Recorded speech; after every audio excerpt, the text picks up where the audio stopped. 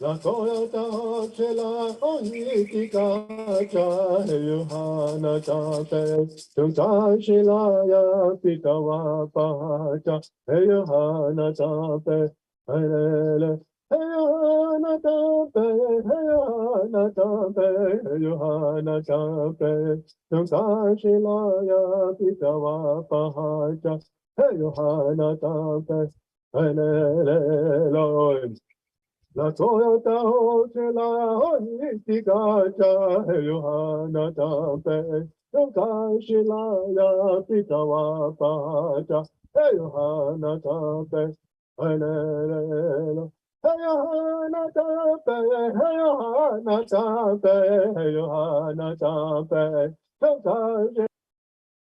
Pitawa Pacha, Yohana Tape, Hello.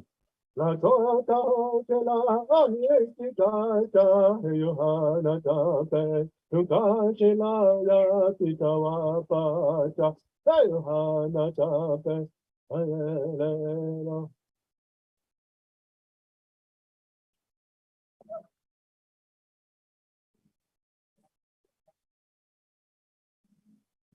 Yep.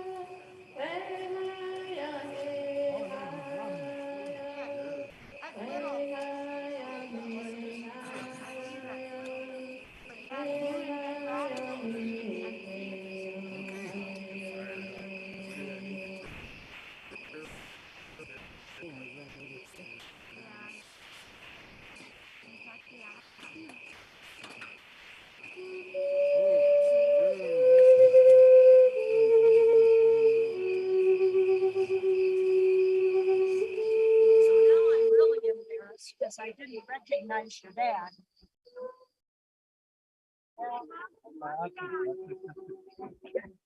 Honey.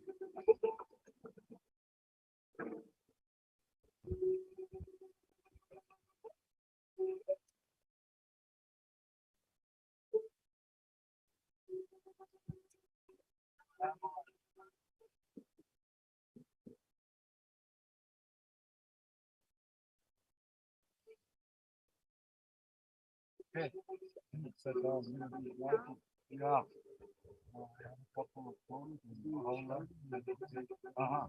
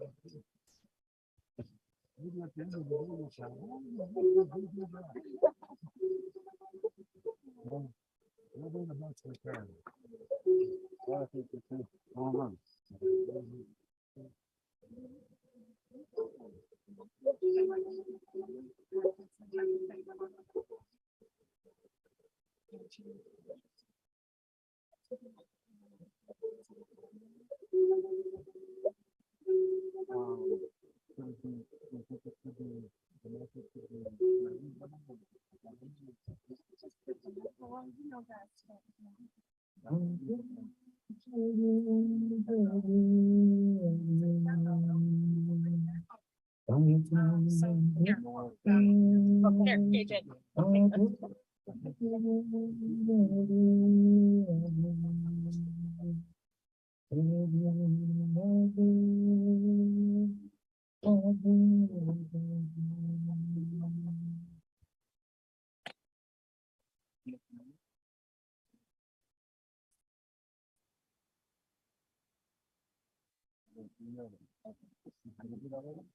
No, I mean, I read it.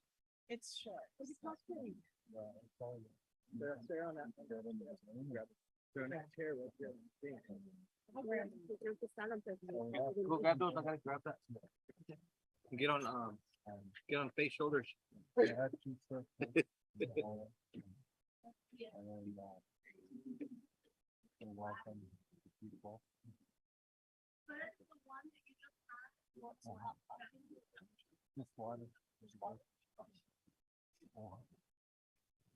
got some coffee. Do you want some more? Something warm and warm it up?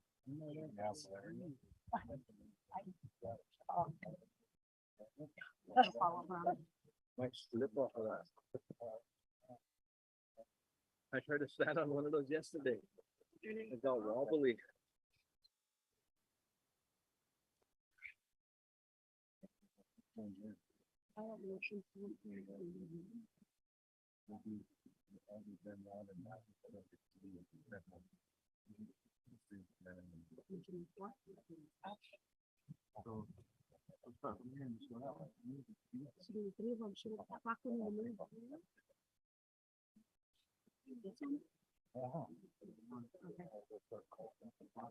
Yeah. Maybe that one, and then the black one, and then the blue one.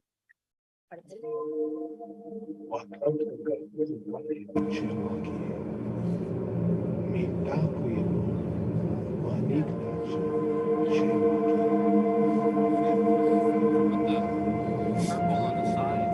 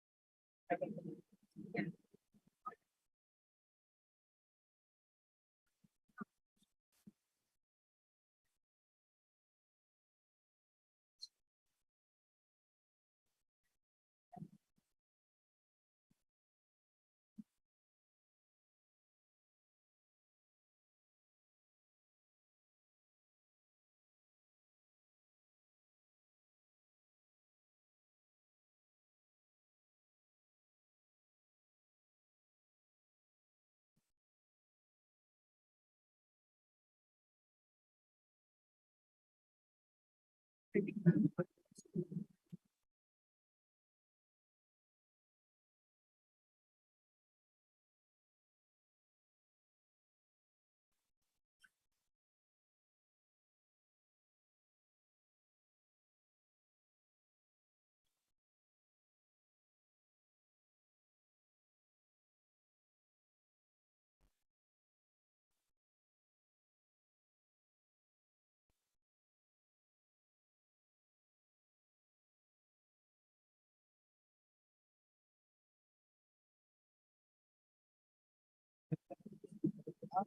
help. I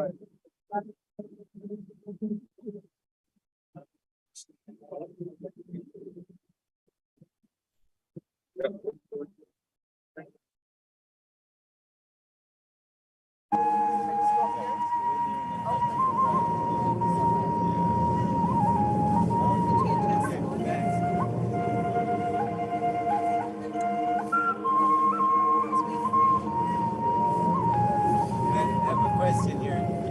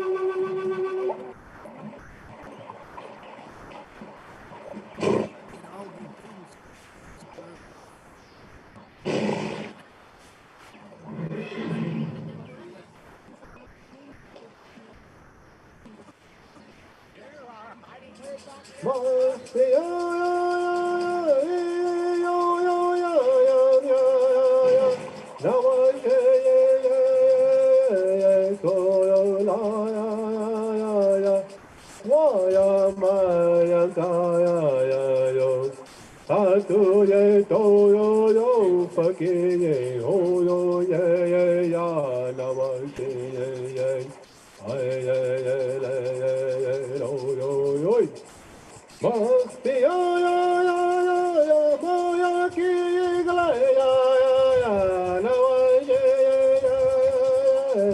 oh yo la ya ya ma ya ka ya yo Satu ye to yo yo paki ye ho ye ya na wa ye hey hey hey hey.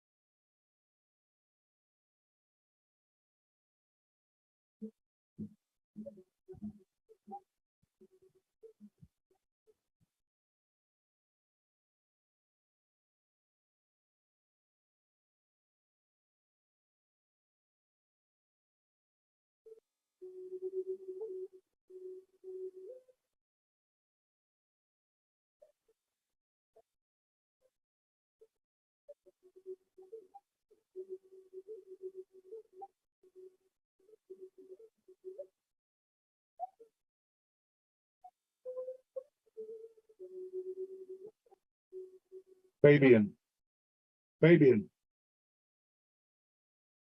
Fabian.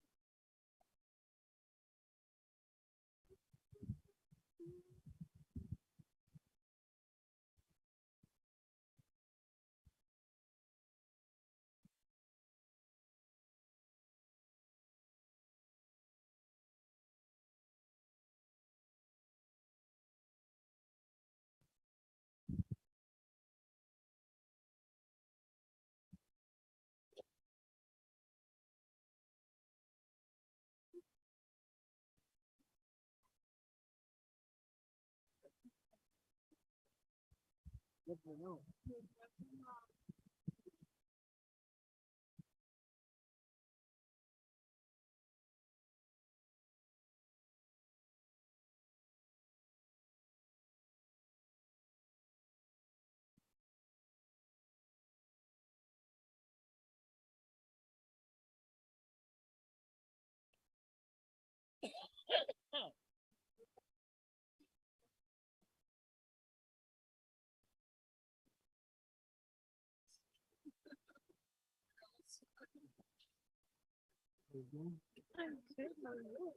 Good to see you.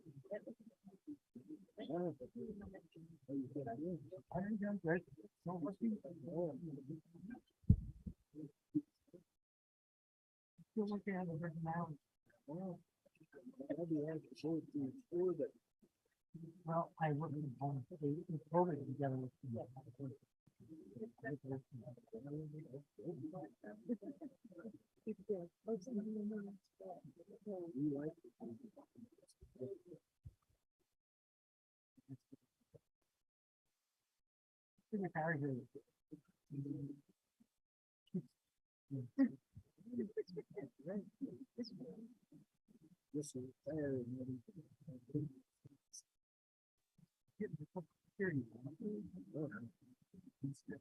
What's that closer? You remember Maggie? That's our youngest one. Yeah. This is her.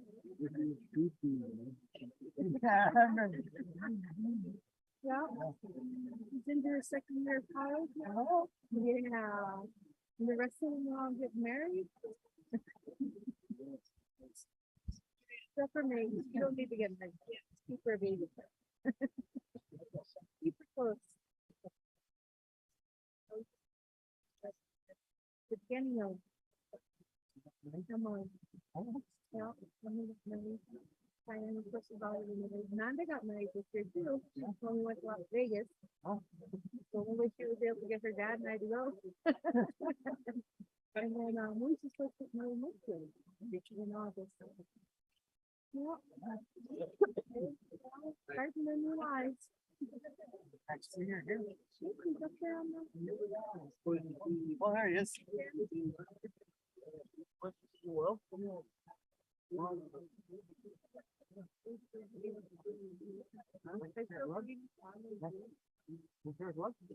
Oh, you giving me them?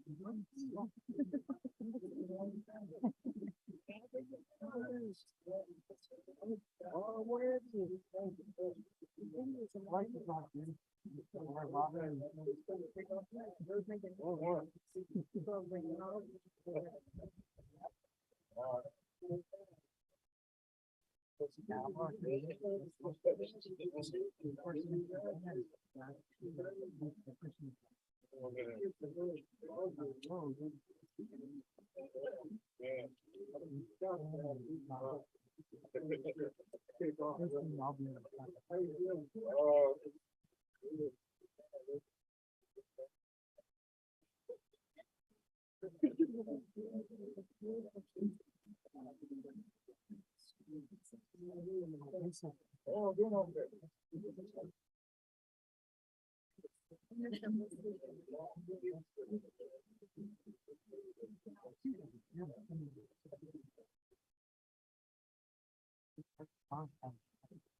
Really? Well, when I was watching the favorite down here when they first watched it, I thought, who is that? Like, I don't know. It's just like it was the sun.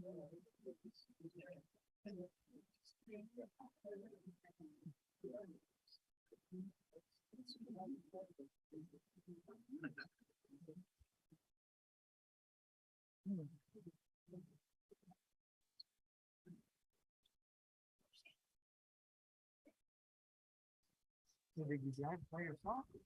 No. Oh, I never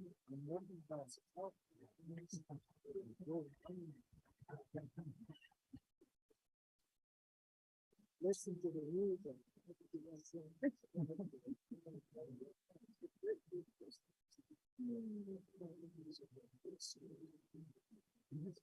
Back in the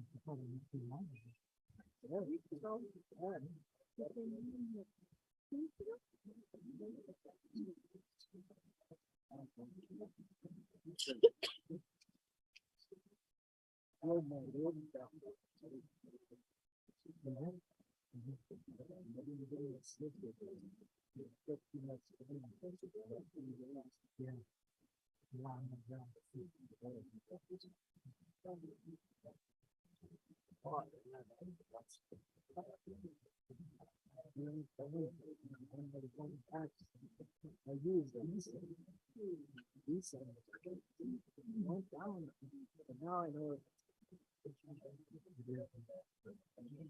But my little charge could have. If he's not losing his tires. The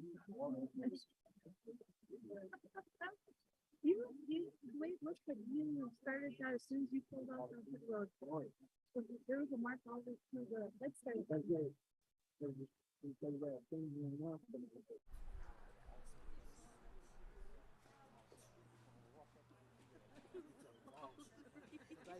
I just kept air on my tires, but I should have cleaned it. He was blaming us. He said we flattened his tires. Oh shoot. Yeah, but it was. Yeah, he doesn't know, but the whole wheel flew off there. His tire flew off there, but the wheel. Oh, and on the rim.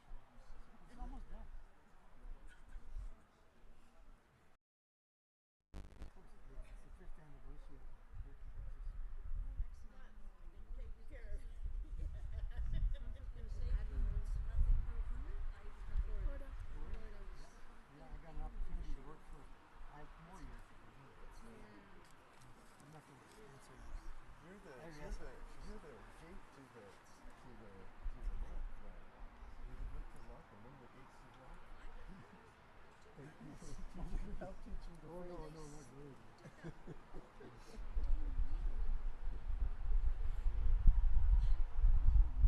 I'll let you go ahead and look there.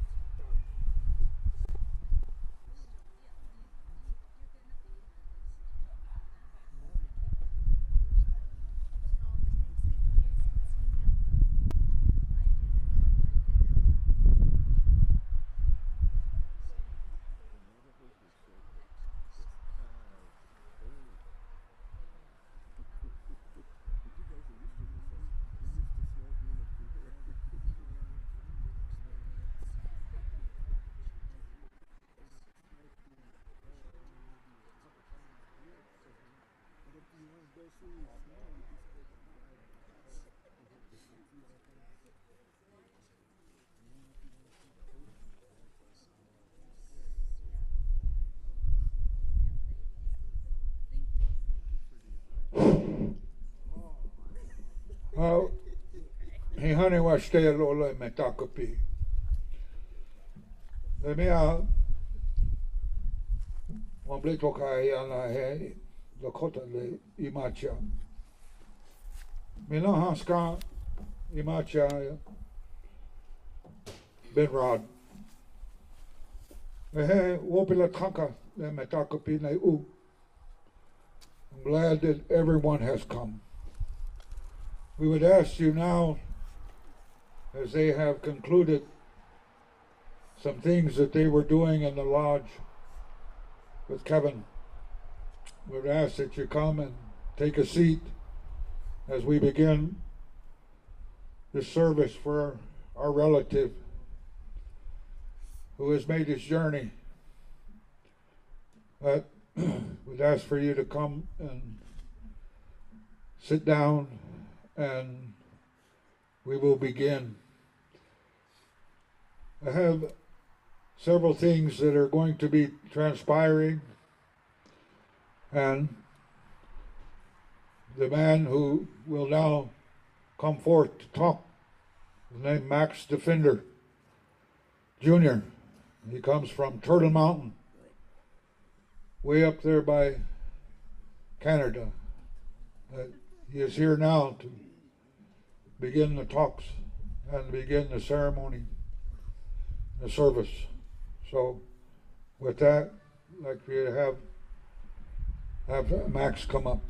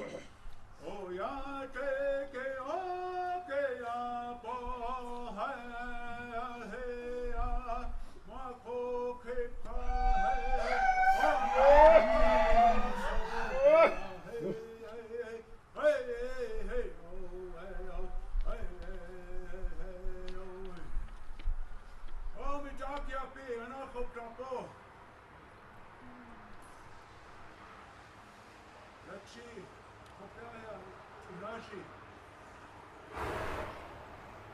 asked that his Bahai be transferred to his son, Ohiasa. That's what we did now. That's what we sang, chief song coming up. So he now carries that right to wear this.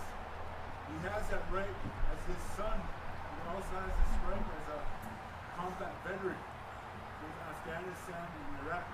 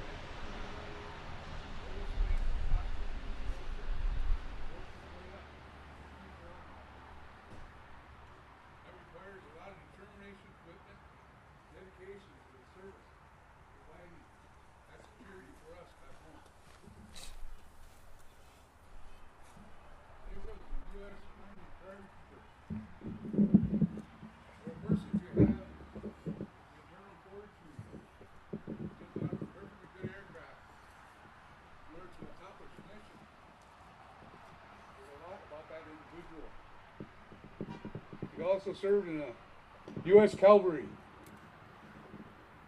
The cavalry is a distinct part of the U.S. Army.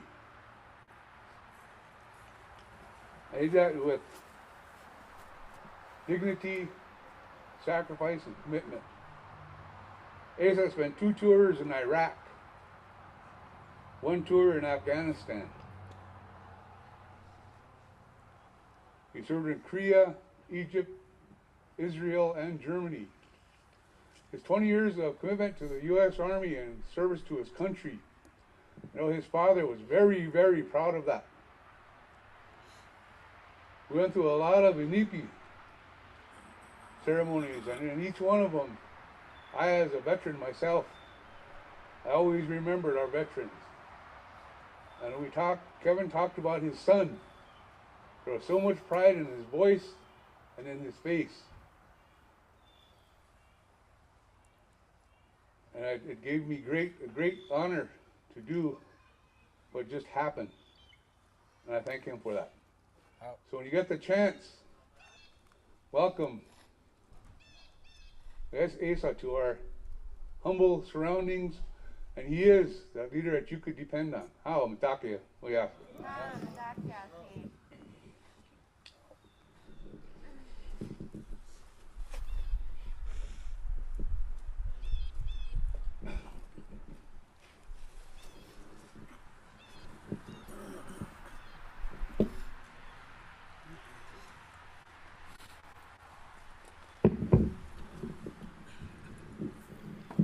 Good morning, friends and relatives.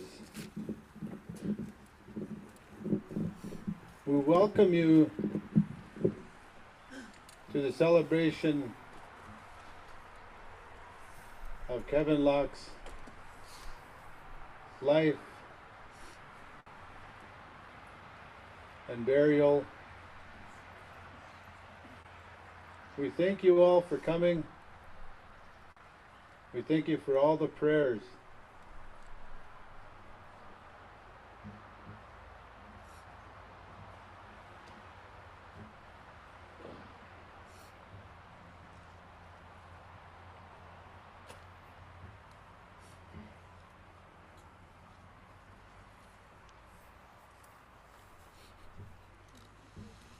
I have a couple of quotes that I'm going to read from Bahai.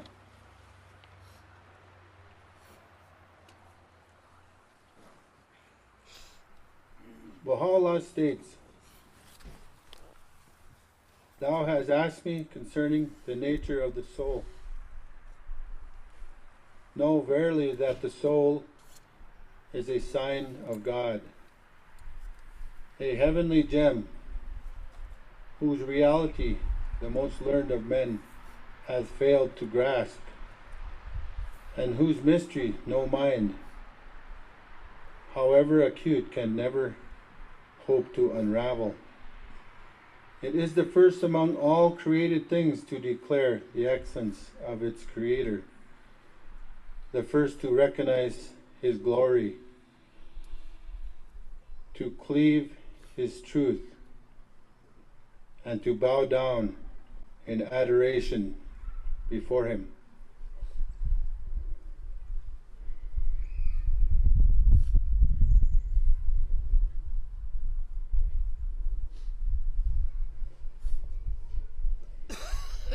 Baha'u'llah declares, "The prophets and messengers of God have been sent down for the sole purpose of guiding mankind to the straight path of truth. The purpose underlying their revelation has been to educate all men, that they may, at the hour of death, ascend in the utmost purity and sanctity, and with absolute detachment to the throne of the Most High."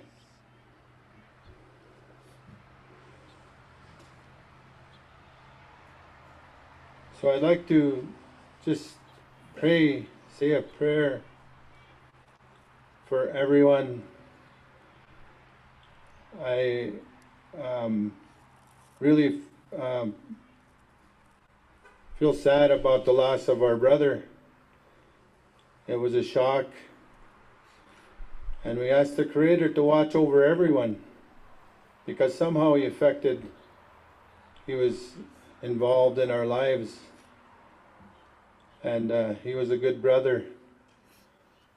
So we asked the Creator to help him and to help his family, his children and his wife, his little girl. We thank the Creator for everything that He has given us, and this beautiful ceremony that they just performed here, and the beautiful words at Menaja Hill.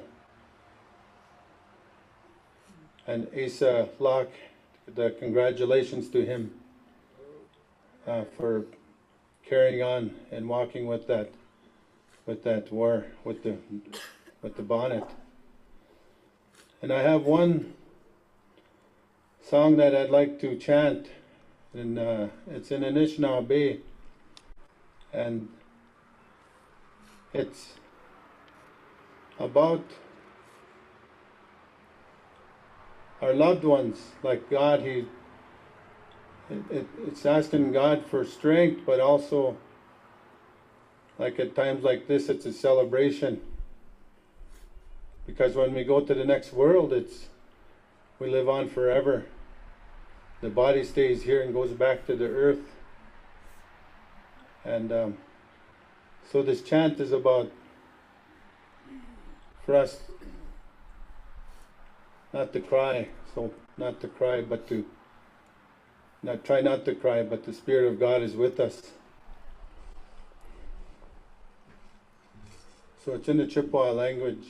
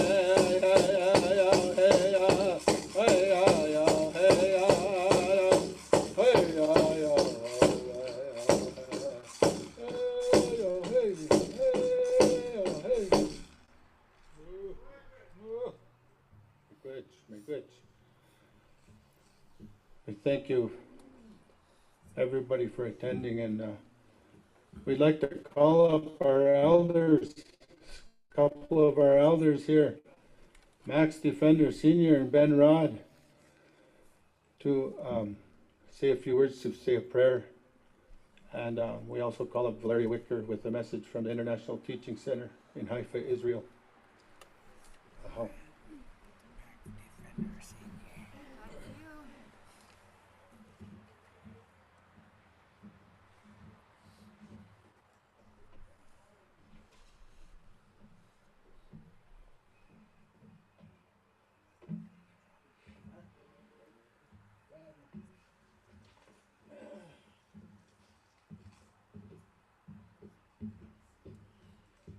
Hello.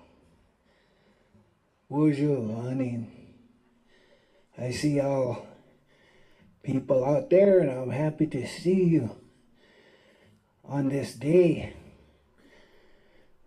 Some of you are sad, some of you are happy. It's like when you touch that tree. That tree is the tree of life.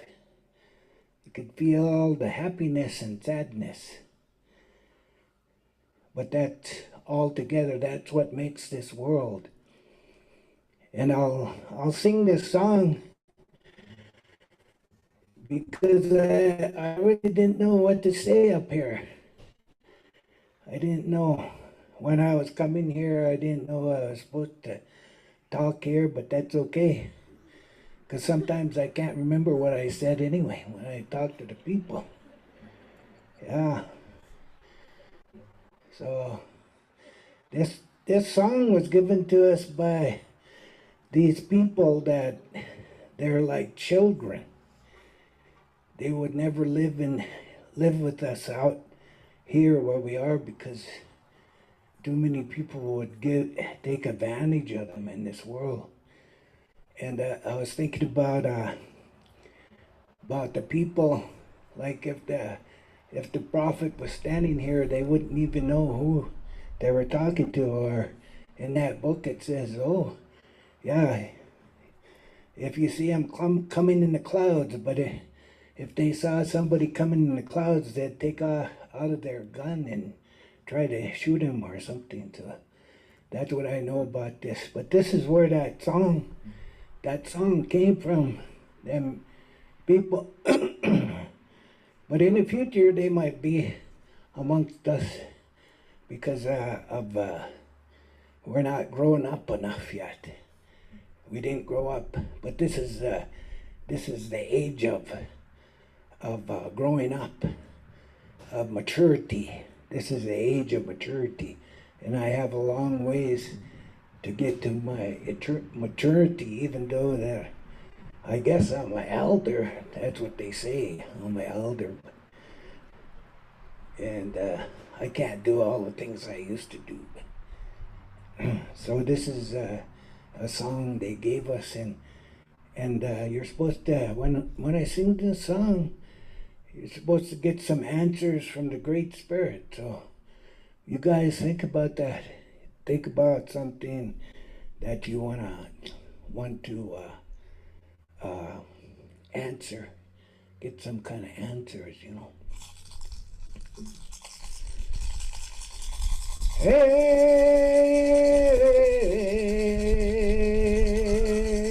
hey, Yahweh,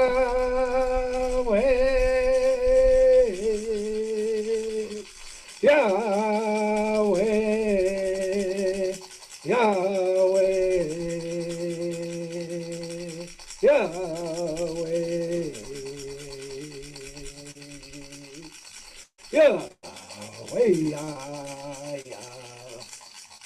Yahweh, Yahweh,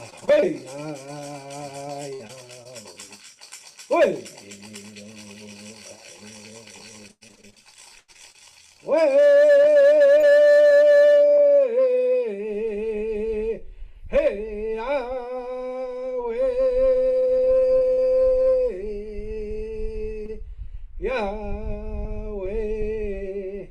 Yahweh, Yahweh.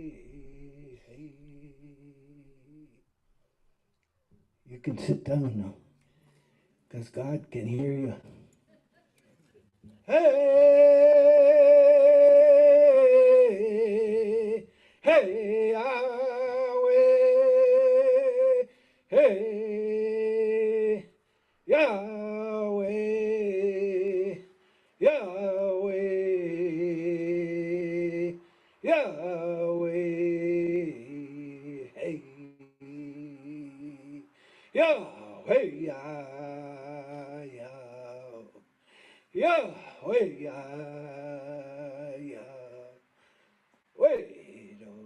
hey. Even if you're laying down, God, the Great Spirit, the kind Spirit could still hear you. Hey, hey, Yahweh, Yahweh, Yahweh, Yahweh, hey, Yahweh, Yahweh, Yahweh, wait, oh, hey, way, way, Yahweh,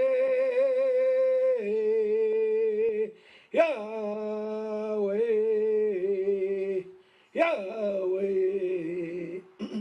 Yahweh,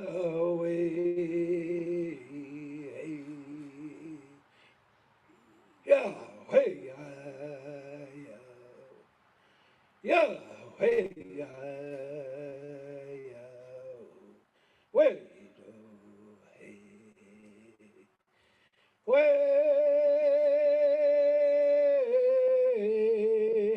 way, Yahweh,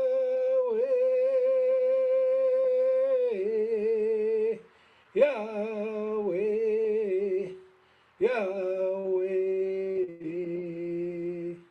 Yahweh, hey, Yahweh, Yahweh, wait, oh, hey. Yanji gazo penji. Ota gaza wenag. Let's go. We go on. Hey. O abana so de na. O de ama. O ju. Indigenous mo win. We baba kamagata wara na aki. Get him kumi. Mineske. Muskojigan. Aninde. Gigido win. O get ye manitou kaso nan.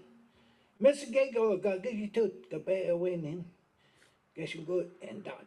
Wayne saying OG. OG just got there. OG.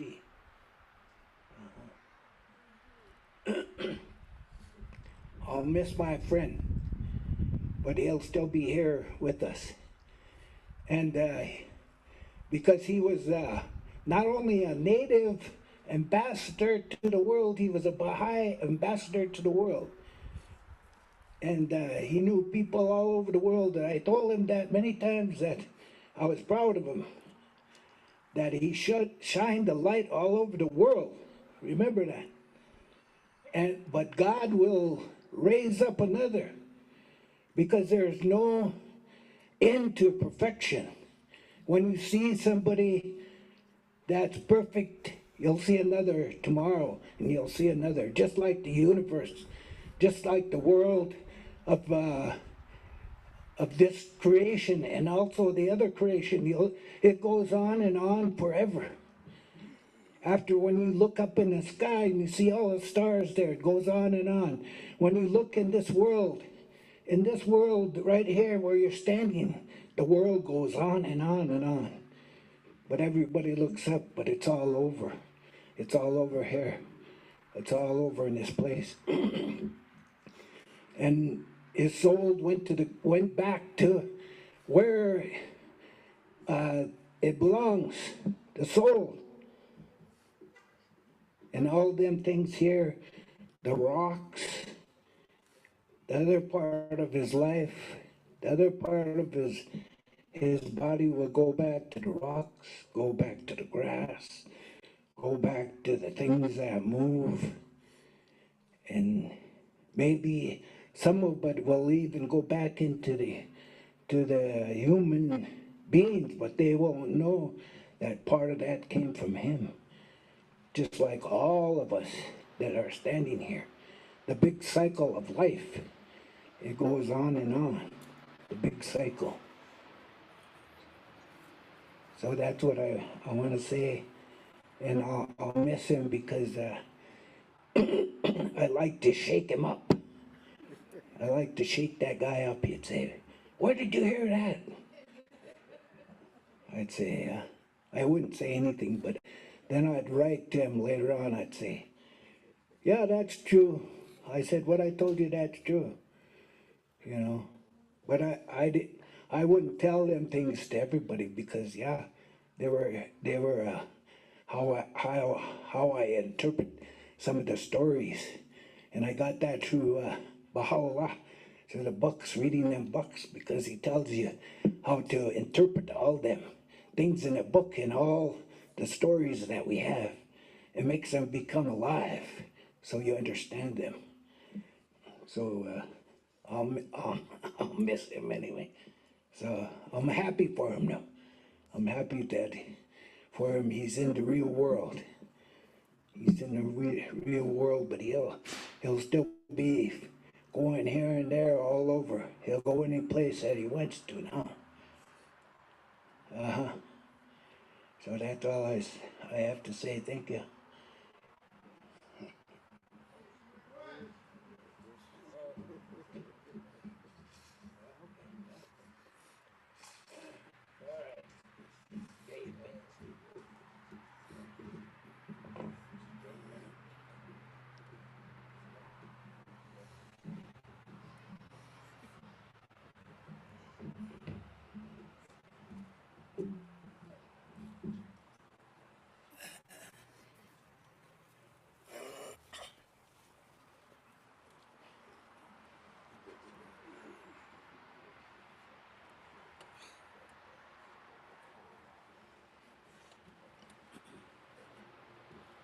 Oh, after such a good talk, I really do not have much to say other than looking out to all of you that have come to honor our relative this day. It was said that yes, it is a sad day, but it is also a day of happiness for our relative who got to travel, who gets to travel on now to the other worlds beyond, to continue work. A lot of times we say we go to rest. We only get to rest for a little while because there's still much to do to help Lakataka, to help God. So, looking at today, though, they call it Empetuto. It's a blue day. It's a beautiful day.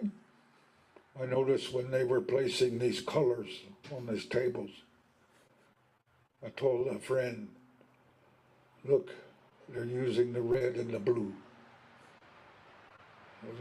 Something that's showing itself. But today, as I said, I don't have much to say really, other than I will miss my relative's face. We work together in different parts of the world, and it has been a good journey with him. But he gets to go on now. I still have to stay here. But we will see each other again. I know this. And so I said, like I said, I didn't have much to really impart.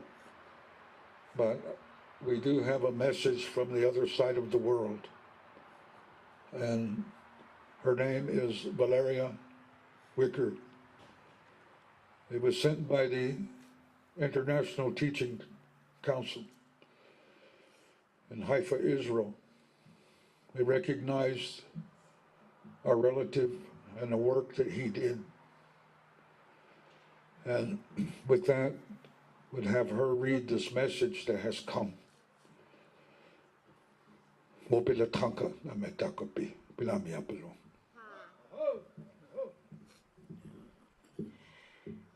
Hamitakuyapi, Chantewa Shtanapi, Chusapi Kachlo.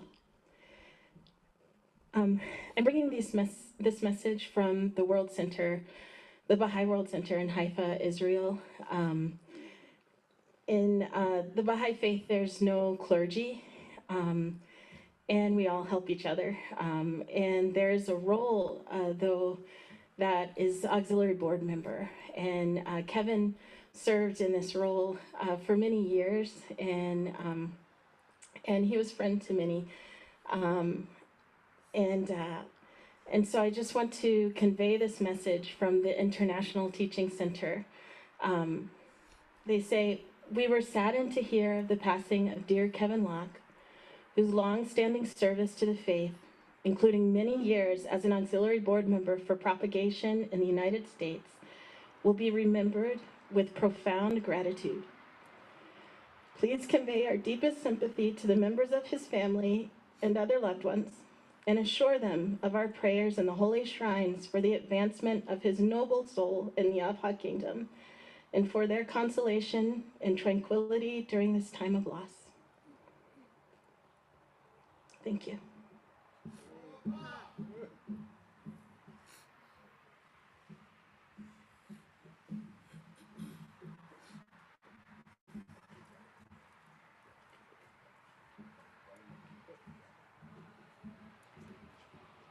Brian Akipa will play a flute song.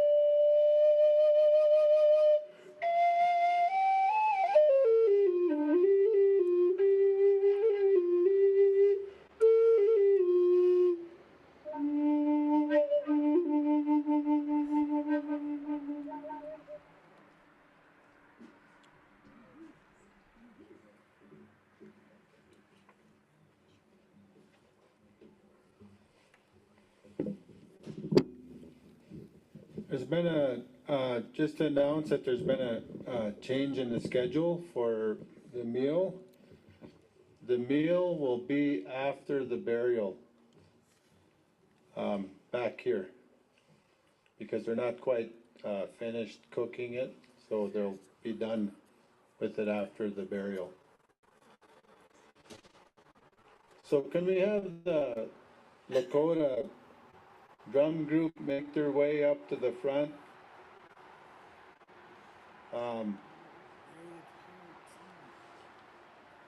I don't know if they have the schedule.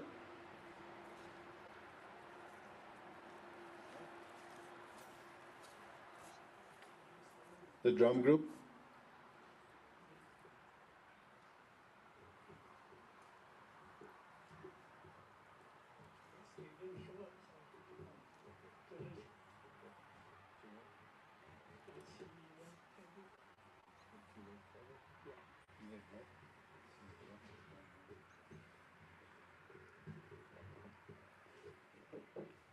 There's one over there. I guess Quincy Redfeather will sing us an honor song or Braveheart song.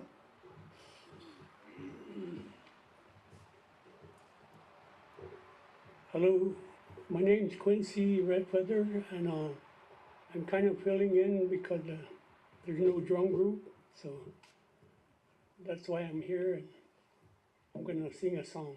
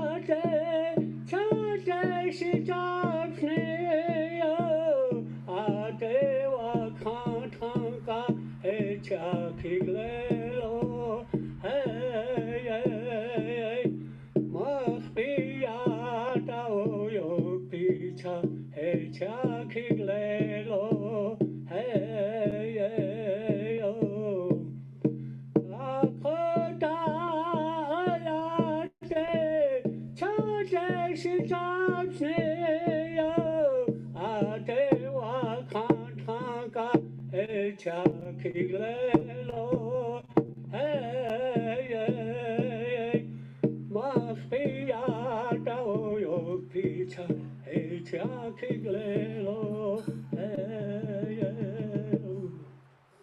how?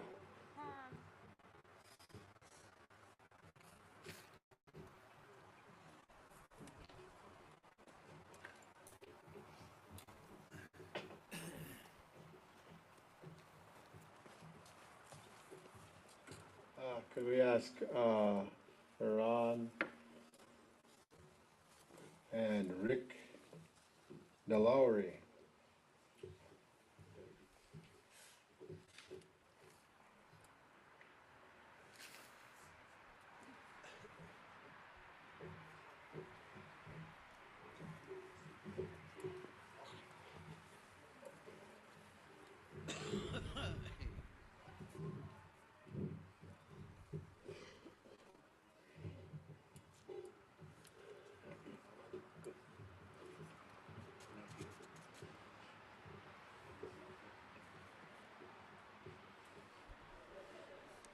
So Kevin's nephew, Doug Goodfeather, is gonna sing a song.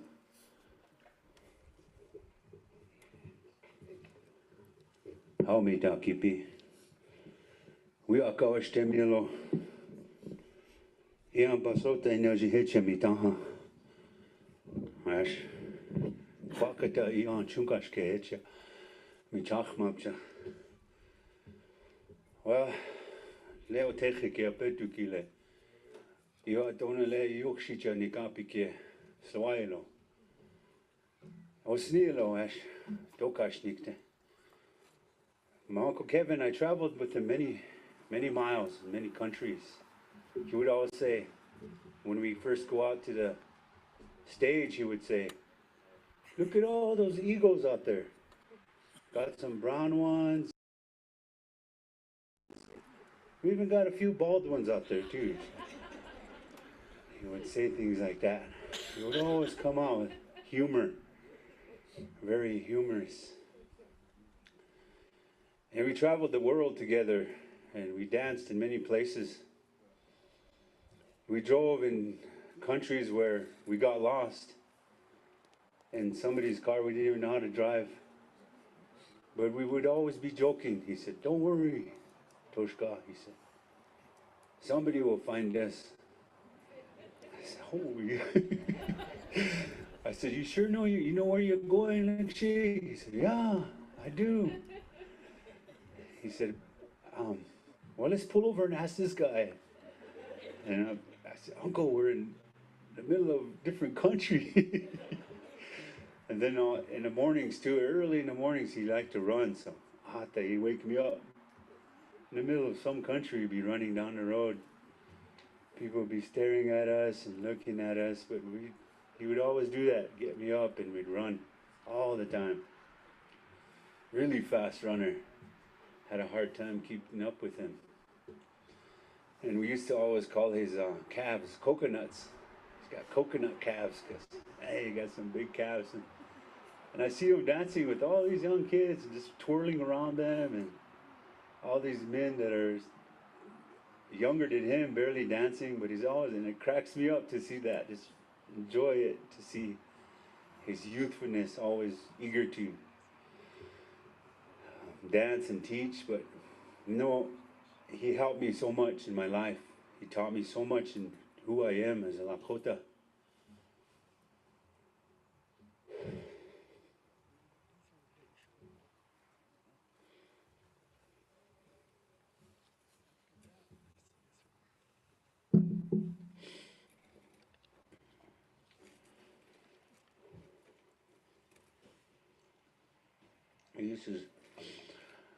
We used to go different states and go to sweat lodge with different people and different tribes and pray in their ways. It was so beautiful to watch him, always so willing to pray with people and willing to talk and visit, learn from each other.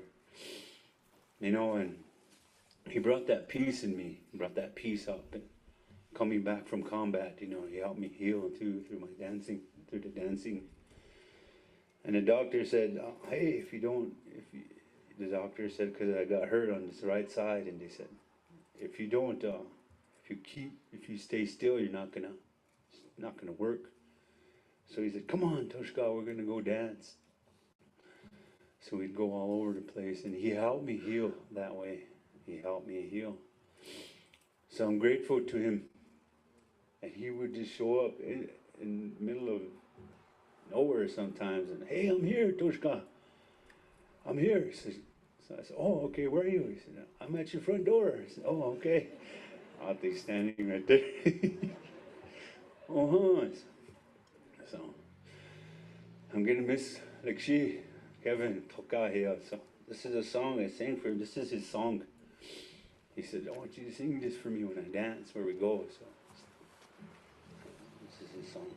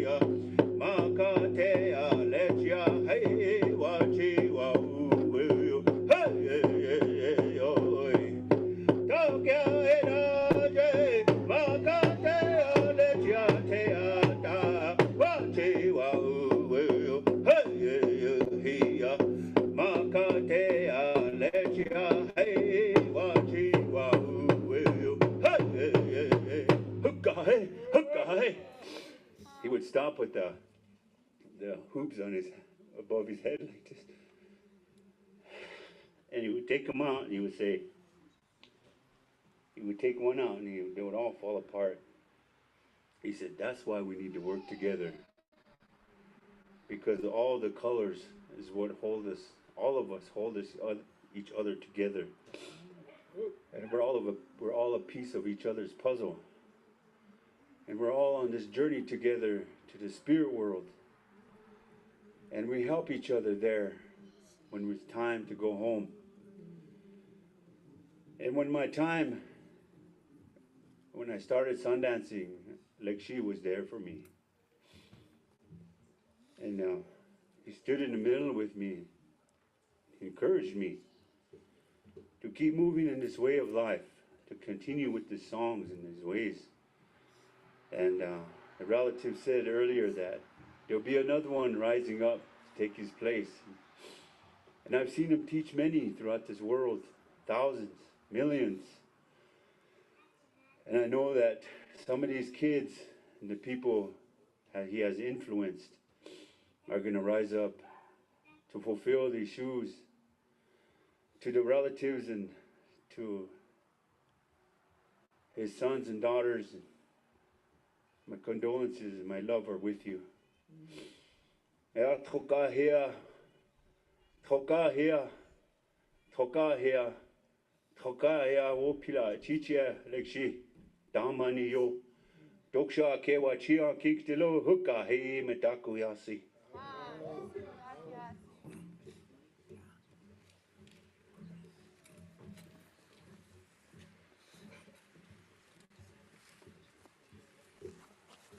May Ron and Rick Delore.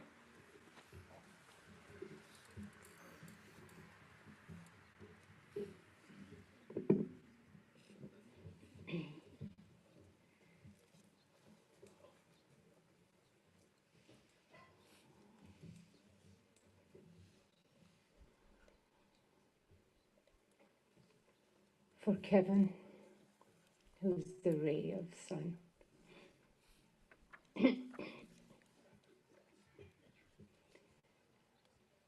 هو المشفق الكريم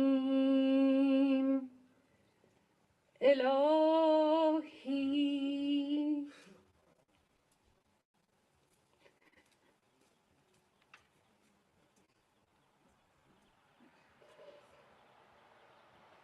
إلهي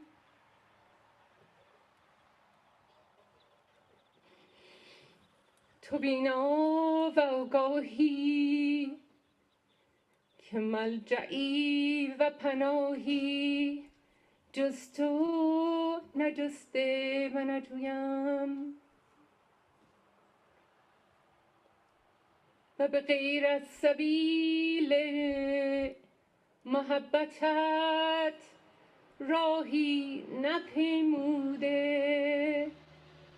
و نپویم در شبان تیره ناامیدی دیدم به صبح امید الطاف بی نهایتت روشن و باز و در سحرگاهی این جان و دل پژمرده بیاد جمال و کمالت خرم و دمساز هر قطری که به عواطف رحمانیتت موفق هر قطری که به الطاف رحمانیتت موفق بحریست بیکران و هر ذره که به پرتو انوار عنایتت مؤید آفتابیست درخشنده و تابان پس ای پاک یزدان من این بنده پرشور و شیدا را در پناه خود پناهیده در پناه خود پناهیده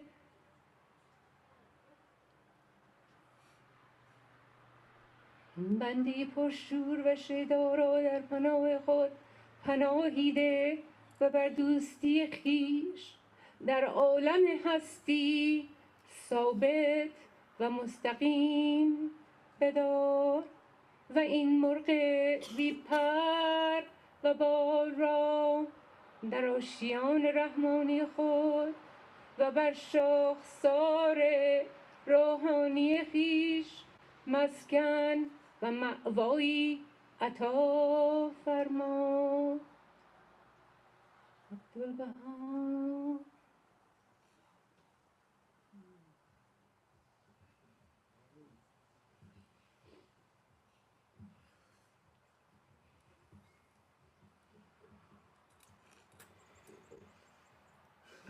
Of all the thousands of people I've come to know in my life, none have come near exemplifying the spirit of this Bahai prayer as Kevin Locke did.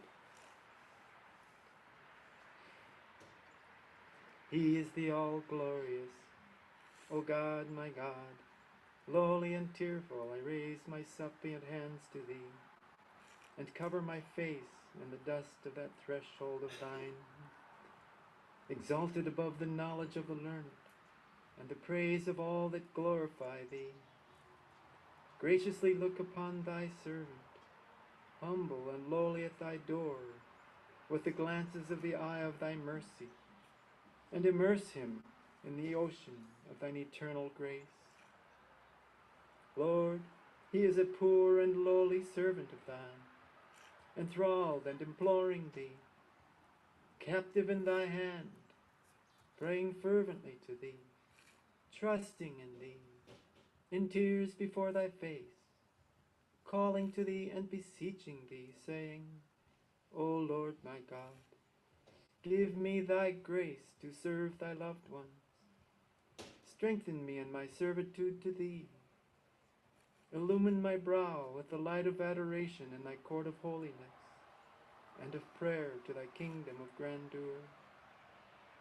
Help me to be selfless at the heavenly entrance of thy gate, and aid me to be detached from all things within thy holy precincts. Lord, give me to drink from the chalice of selflessness. With its robe clothe me, and in its ocean immerse me. Make me as dust in the pathway of thy loved ones, and grant that I may offer up my soul for the earth ennobled by the footsteps of thy chosen ones in thy path, O Lord of glory in the highest. With this prayer doth thy servant call thee at dawntide and in the night season. Fulfill his heart's desire, O Lord. Illumine his heart, gladden his bosom, kindle his light, that he may serve thy cause and thy servant.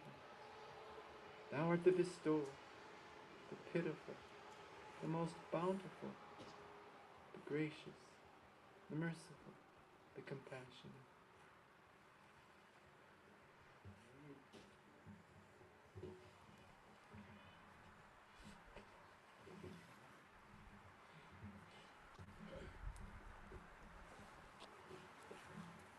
Okay, we're going to have a song by Lakota drum group.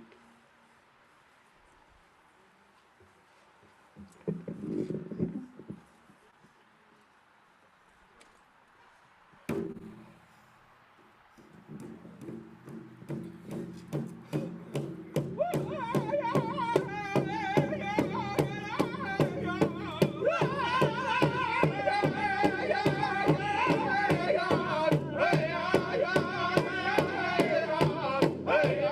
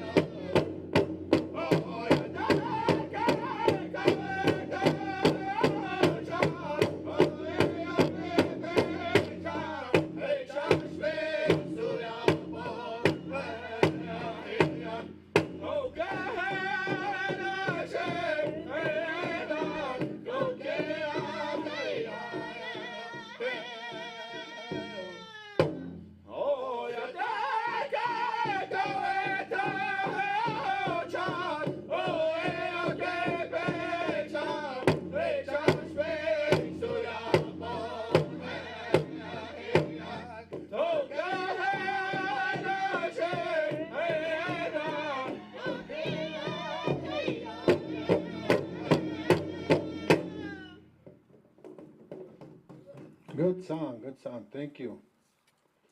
Thank you, Lakota Drum Group. Now at this time, we'd like to call up the Patricia Locke Foundation.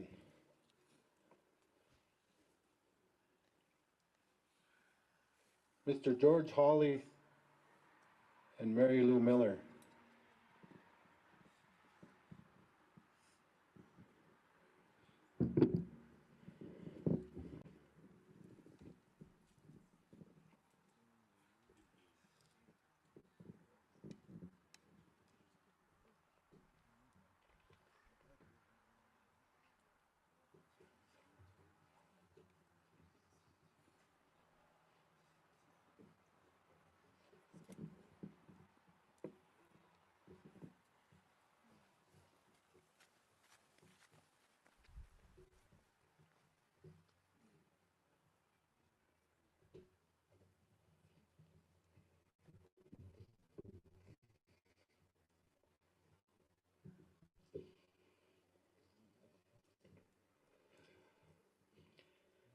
All my relatives, I'm honored to be here.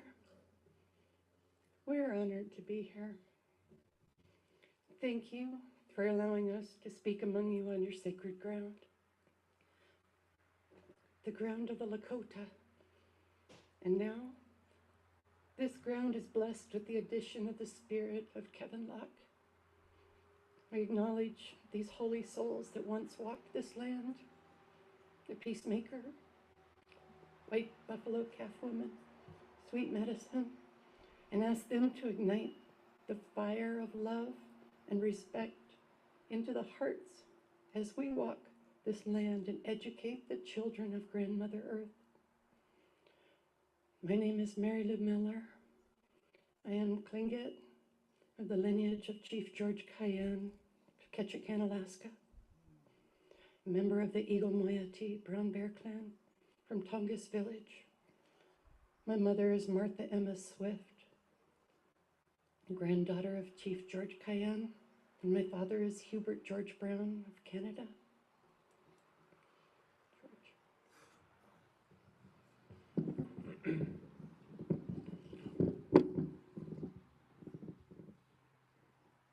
Alawapa a de yechuds yoch gets is ejre dig hit on itlan yoch gets in naten hits in this so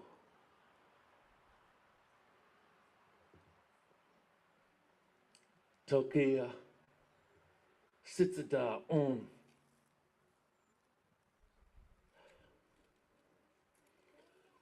My name is Yochgitzi.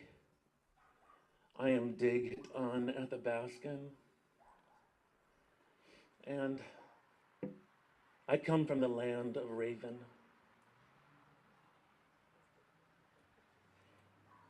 From the north. From Soldotna, Alaska, to be here with you. It is my honor to be here and having spent some time with Kevin in this life, and I pray to be able to keep on his vision and to be able to keep his family in my thoughts and prayers and my actions.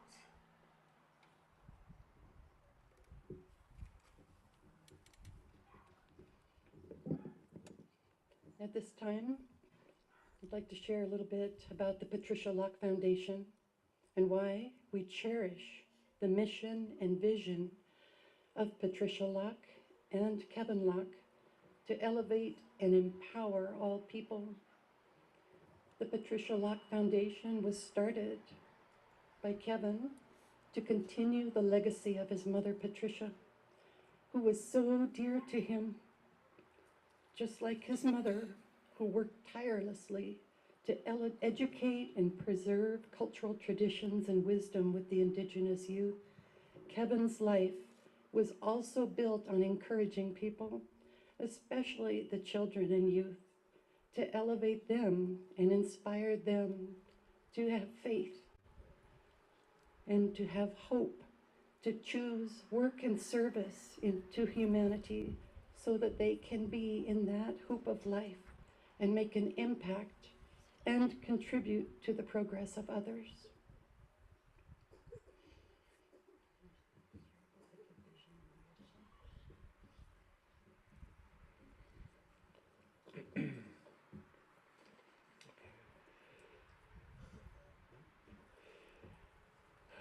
Here's a little bit about the vision, the mission, and purpose of the Patricia Locke Foundation.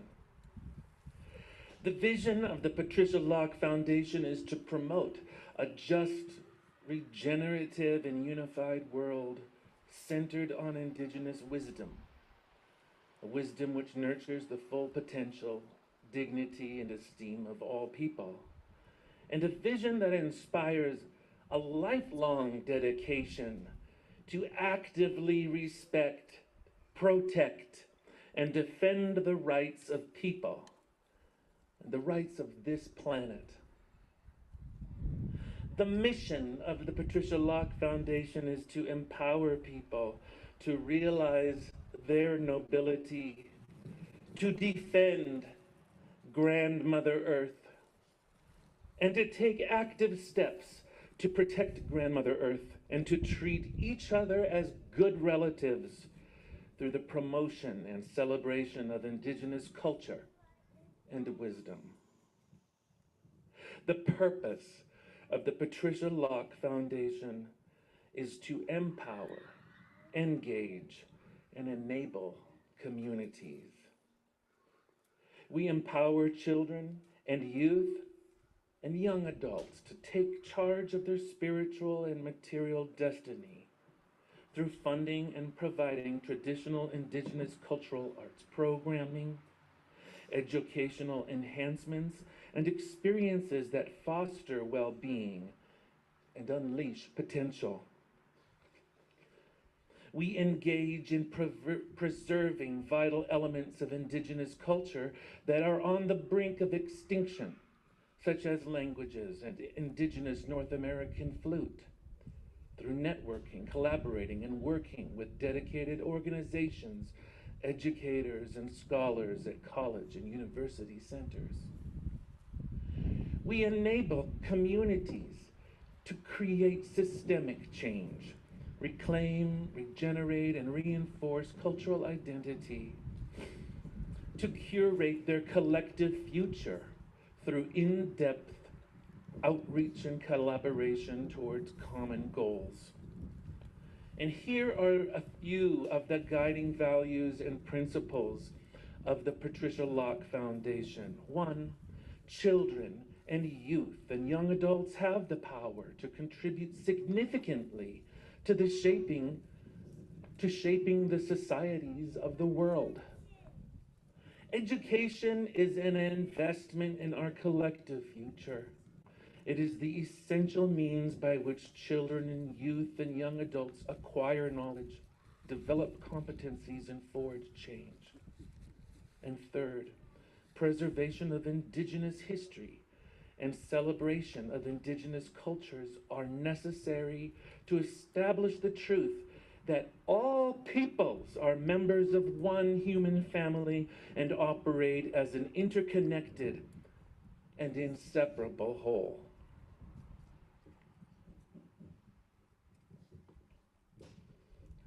Kevin worked tirelessly throughout his life in this world and will no doubt continue to serve in the next. We now have an opportunity, a very precious opportunity, to call on his assistance from the spirit world, that of his mother, Patricia Locke, as well as a myriad of others who have gone on to open the doors, make our path safe, and lend assistance, especially to Indigenous children and youth, so that we may all arise to serve. I read a post on Facebook about Kevin Locke's final day of performances on Friday, September 30th, 2022. At his performance, he was asking, "Where are the children? There's just mostly retired folks here in this crowd at the Crazy Horse Memorial. But just then, a busload of students from Oglala, Lakota, Oyeti pulled into the parking lot. So they were invited in to dance with Kevin. They said his eyes lit up and he went on teaching them and got them dancing with him while showing them how to use a hoop. He was singing old songs, and he said he rarely shares in presentations, almost like he knew it would be a final sharing with them. So Kevin shared a message that we need to pray more. We need to love more, share more hope, and have more faith. More importantly, we need to respect our fellow human beings. I would like to offer a prayer. Oh, my brother,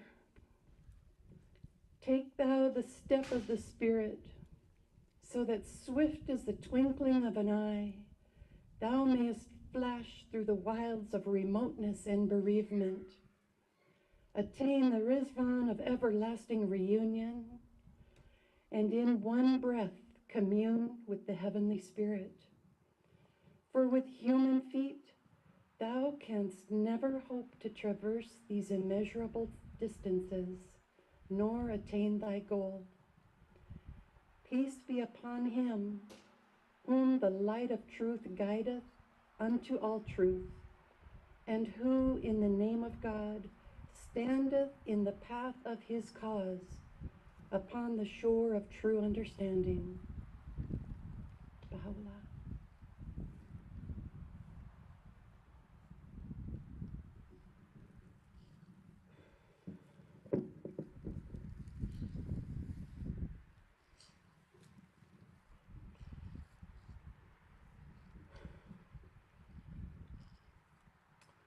This is a song that Kevin asked. He said, George, when you get a chance to share, sing this song, would you?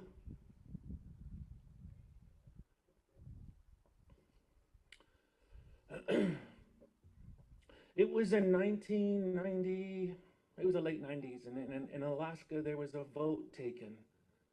And that year, there were almost 75% of the voters voted for an English-only law. And our Dig Hit On people got together and we consulted about it, how we wished to respond. And we did so by wishing to make connections between the hearts.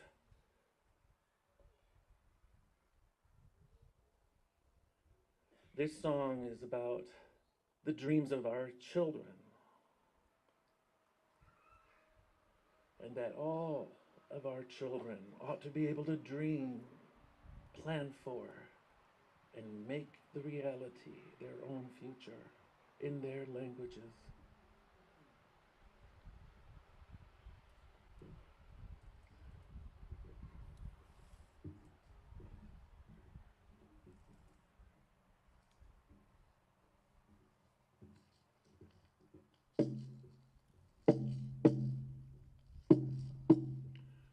Perhaps you can guide the knock.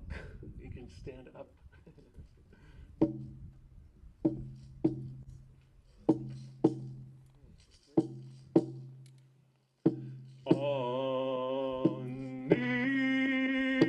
Anichon igila eich adavi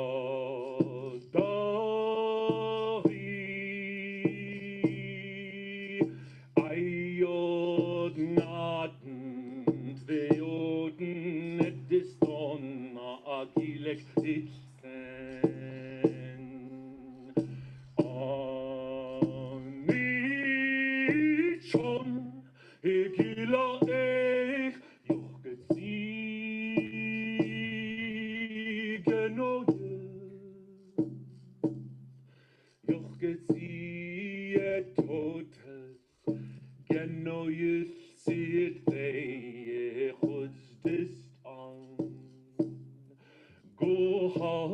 cantat et on the dakote lancet loi. EST Lego on no had the loi cause this do yet naka atahanek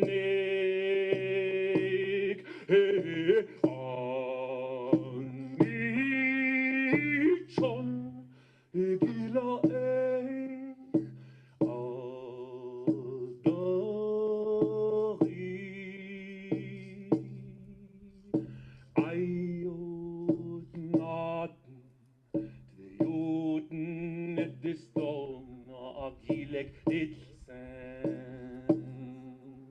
Way up there, the rain is reflecting light.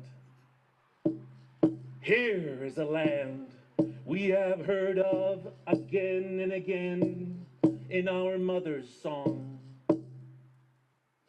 Way up there, where the rain is reflecting light. Yochgetzi, grandfather of us all, raven is flying. I should do the same. This night, I'll send up a prayer and wake up where the clouds are far behind, where it is eternal spring. Up on a mountain is where you'll find me.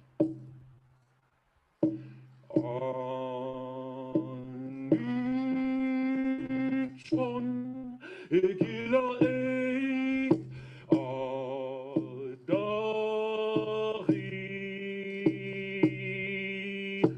ayod naten zeoten ediston agilek itsen Anichon egila eich yochgetzi genoyez yochgetzi yetotes genoyez see it veichutz distan Gohals and cantat et on see the dark old elon said loi EST Lego on no had the loi cause this do yet naka atahanek anichon ekila eich azdahi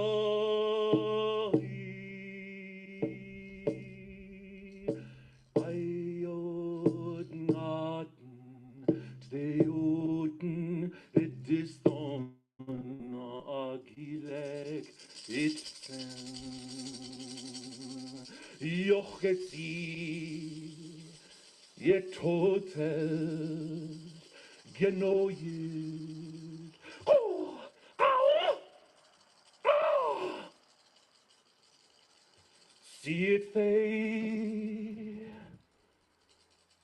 Yehuds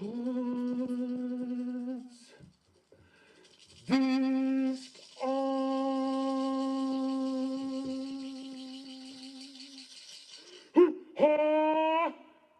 hey.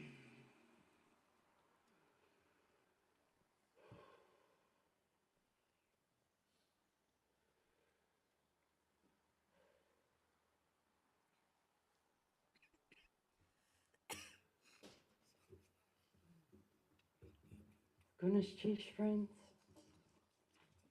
You can find out more about the Patricia Locke Foundation on their website, patricialockefoundation.org, and see the numerous activities and interests for the children and youth and preservation of our land. Goodness, Chiefs.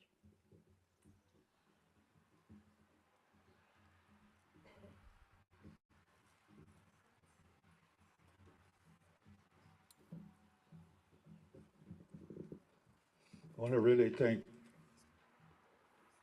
the powerful songs that have been sang up to this time. and we have yet more. But at this time, we're going to call upon Art Davidson, who would come forth to give a bit of eulogy for our relative. And he's approaching now, so.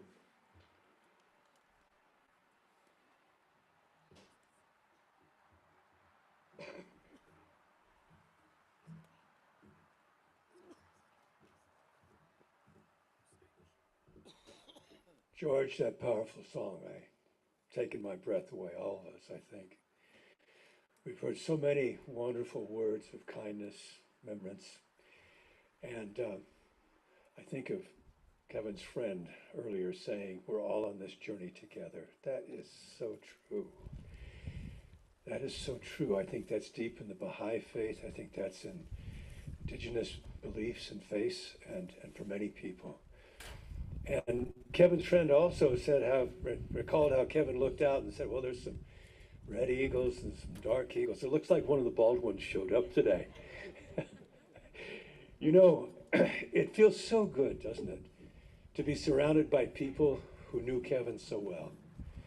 And we each knew him in different ways and had different memories. We prayed with him, we've laughed with him, we've traveled with him. And I'm also glad to see young people here today. And you know, this is called a eulogy, but I don't think of a eulogy as something one person says at one particular time. I think each of us who knew Kevin have a eulogy inside us for him, and that's something we can share, you know, all our lives. As we meet people or when we're sitting with our children, and we can share what Kevin meant to us. Now, I'm really glad that George and Mary Lou spoke about the children and how important they were to Kevin, and of course to his mother, Patricia Locke, as well. And it's so good to see some young people here, and I just want to say my few remarks, particularly to the young people here. And first of all, to young Patricia, to Patty, you have to know that everybody's heart here goes out to you. We're your friend. We love your father, we love you, and we will share our love and our wisdom and knowledge of your father with you, and hopefully many, many times. So, you know, you young people, we're here honoring a great man, right? Somebody who, as they said, shared his radiance and his love and his wisdom throughout the world. He was important to the Bahai faith, the Bahai community. He was important to his family, to his children and grandchildren, to the Lakota people, to other indigenous people. But you know, I remember Kevin when he was younger, and he wasn't the Kevin that we remember today. He was a young Kevin. He was becoming himself. And I think that's important to remember. And you young people, you know, it is believed that we choose our parents. And boy, didn't Kevin and Nona pick a great mother. There she is, Nona. You sure picked the mother of all mothers, I can tell you that. I met Kevin and Nona just a couple of days after I met their mother, Patricia. She was just beginning her life as a single mother, and that was a time of great uncertainty. I knew she was looking for a house or an apartment to rent. So was I with my two children, my wife. I found a place, it was a big A-frame in the woods above Anchorage. And there was a downstairs apartment and there was an upstairs apartment. And I went back to where Patricia was working at the Welcome Center, and I said, you know, I found a place. Maybe you'd like to come and take a look. So the next day, she showed up with Nona, I think 13, 14 years old, 15, 16-year-old Kevin. And they were each holding something in their hands. And Patricia said, you know, we're Lakota. And when we go to visit, we bring a gift. And that was very nice. But I think of that today partly because, in a way, that defined Kevin's life. He was always giving and finding ways to give. And you young people, I think we learn these things when we're young. And sometimes just by gestures, by traditions. I'm here with my wife and my daughter, and their Yupik traditions. The first fish that a boy catches is always shared with the elders, the first seal, the first caribou. And I think that's one of the great gifts of Indigenous people, is that sense of giving and sharing. A lot of people need to learn that, eh? But I think I want to just share a couple of memories of Kevin when he was young. One was, you know, we both in that house that we shared for a year or so. And then the next summer after Patricia moved with them to Colorado, she had Kevin come up and spend the summer with me. And I remember every meal, and maybe some of you remember, do you remember how slowly Kevin would eat? He would take a lot of time to chew his food, like appreciating it. And I think there's a little lesson, you young people, in that. Appreciate what you have. Take your time. Be calm. Don't have to rush. Now, I want to share something from that summer and then the following summer. You know, Kevin was about 17 then, 18, and he was graduating from high school. And I remember him saying to me, Art, or Uncle, sometimes he'd call me, you know, it's like, I don't know what I want to do. I mean, maybe I should go on to college. Teachers are encouraging me to do that. And of course, Kevin was very intelligent. He could have excelled in many ways. But he says, I feel something in me. I want to go another direction. Maybe go back and learn more about my people. And what should I do? And I said, I think you should listen to that feeling in your heart. There'll be time for you to go take college courses if you want to. And so, as you know, Kevin began a journey. And he went back, and as he's told me and many of you, he decided that he would learn so many Lakota words a day. I forget if it was 12 or 17 or 9. But he went and he sat with the people who had the language, and he learned the language. And he sat with the old people, and he learned the songs, and he learned the prayers. And within the language and the prayers, of course, is the values and how we live and how we treat each other. So you see, Kevin was not just suddenly the Kevin that we honor today. He was a young man, and he had questions, uncertainty, and he was trying to find out what his life journey was about. And I think a beautiful thing about Kevin is he kept doing that throughout his life. Listening to that voice inside of him, he learned to play the flute so beautifully, to sing so beautifully, to make us laugh so hard sometimes, and to tell the stories that had meaning. And he dedicated his life to reaching out all over the world through the Bahai community, through indigenous communities, white communities, through all people, teaching those lessons that he had. But remember, we can all re-envision our life and find new directions at any time in life. You know, in his book about his life arising, it's about finding yourself and finding out what you can do. And I know when you're young, you have your young people, like we're all young once. We didn't know who we are. We don't know what we have to give. We don't know what our talents are. But we start someplace and we do what we can. And that brings me to a final memory I'll share with you. When Unshi passed away, Kevin asked me to wash her body with him. Neither have had done this before. And it's such a personal and sacred thing to do. Kevin said afterwards, you know, it's like we didn't know how to do this, but we just got started and did it. And in those few words, I think that's how his mother lived. Time and time again, she took on challenges. She didn't know from the beginning how to get it all done, but she took it on, whether it was fighting for religious freedom, fighting for education, just for children. And Kevin was the same way. So I think to young people, I would just say, listen to those voices inside you. Get started and go on your life. And remember, we're making this journey with everyone else. Amen.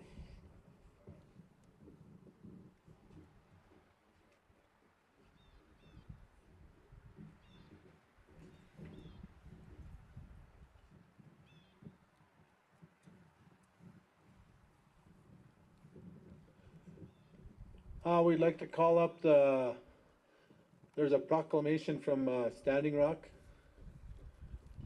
A messenger that somebody brought a message. Are they here?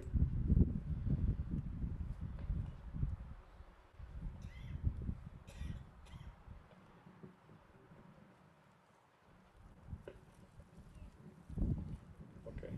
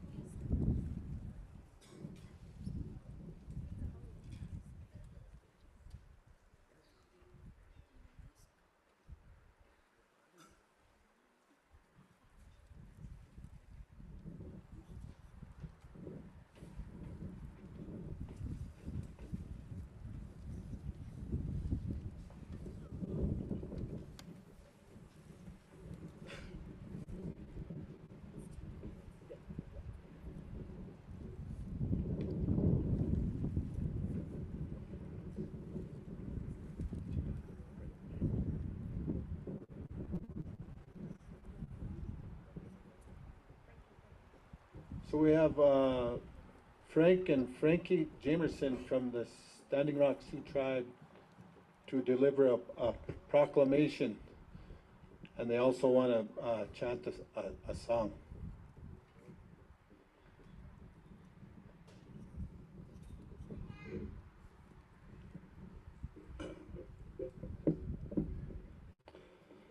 First of all, good afternoon, friends and relatives of the late Kevin Locke, and those that have come here to pay their respects.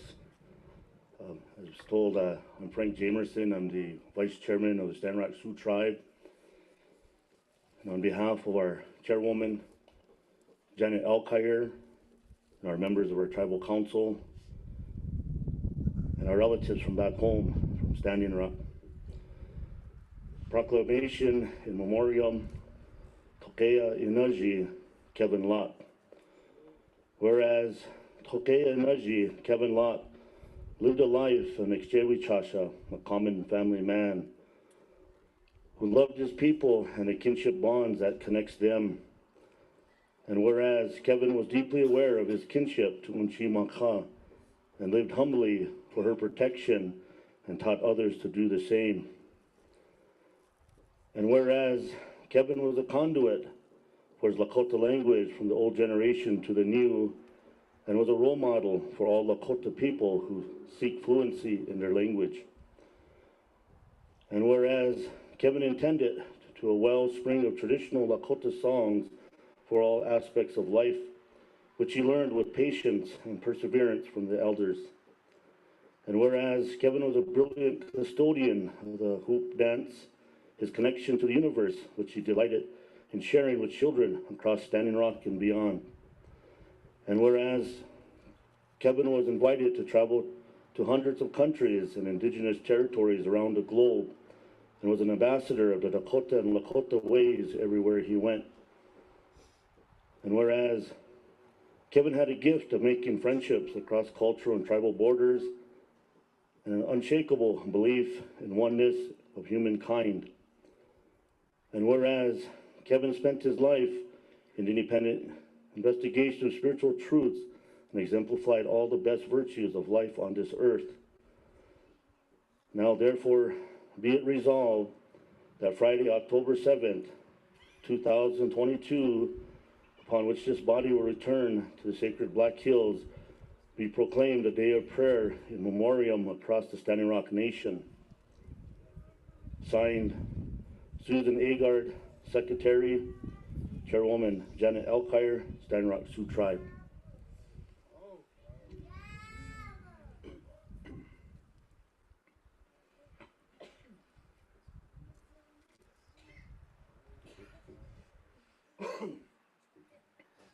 I just want to share a song, me and my daughter, and condolences to the family. And you know, when I shared the passing of Kevin to my mother, she was deeply saddened, and she said, geez, all of our older ones are leaving us. Why am I still here? But I know that our hearts go out to each and every one of you, and we just want to share this as a healing song from us to you.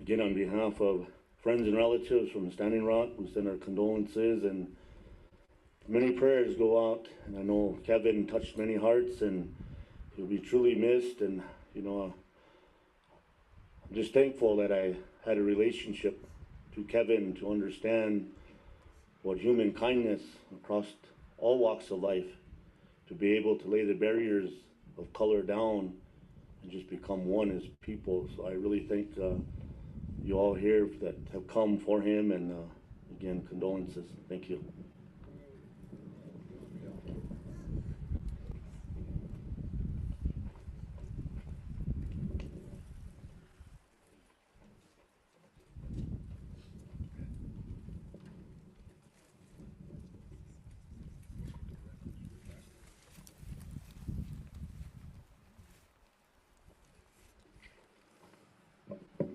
Thank you for that beautiful song. We'd like to call up now, it's a Lakota language revitalization, Armik Merzaya.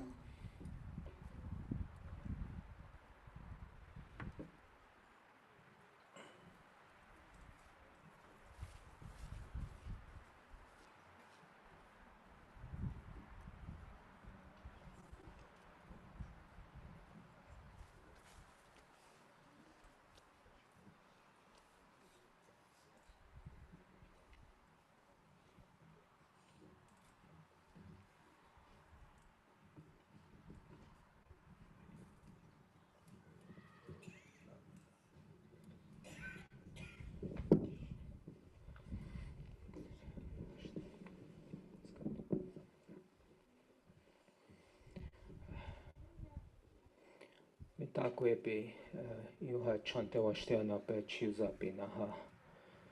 Lila oyate ahiki lila o angni washte picha wanchaka biki un lila iomakpi na le ampetuki otechike ash ampetu washte ake wanya picha tungashila wopila genichapi cha mish armik mirzayan manachkani khachaturian emachiapi ash la khutiapi ogna chiewa ewa chajamaete ea khashia gunum pahovashte ea chajamaete cha le ampetu ki la tiwahe ki lekshiwa tiwahe ki le woglag mashipcha lila mayalu oni hampina wopilat khanga unkin chichiapi na chante tehan na pe chuzapi. My relatives, my name is Armik Mirzayan. My Lakota name is Tkhashia Gunum Pahoashte, given to me by my adopted brother. I don't know where to start and how much to say because my memories with Lekshi, I always called him Lekshi, especially with the language revitalization, go a long ways. And he always saw every single one of us, all of you, Lakota, Dakota, Nakota, any other language, indigenous language that you're working to revitalize. He saw you as one of those pieces that goes into the hoop.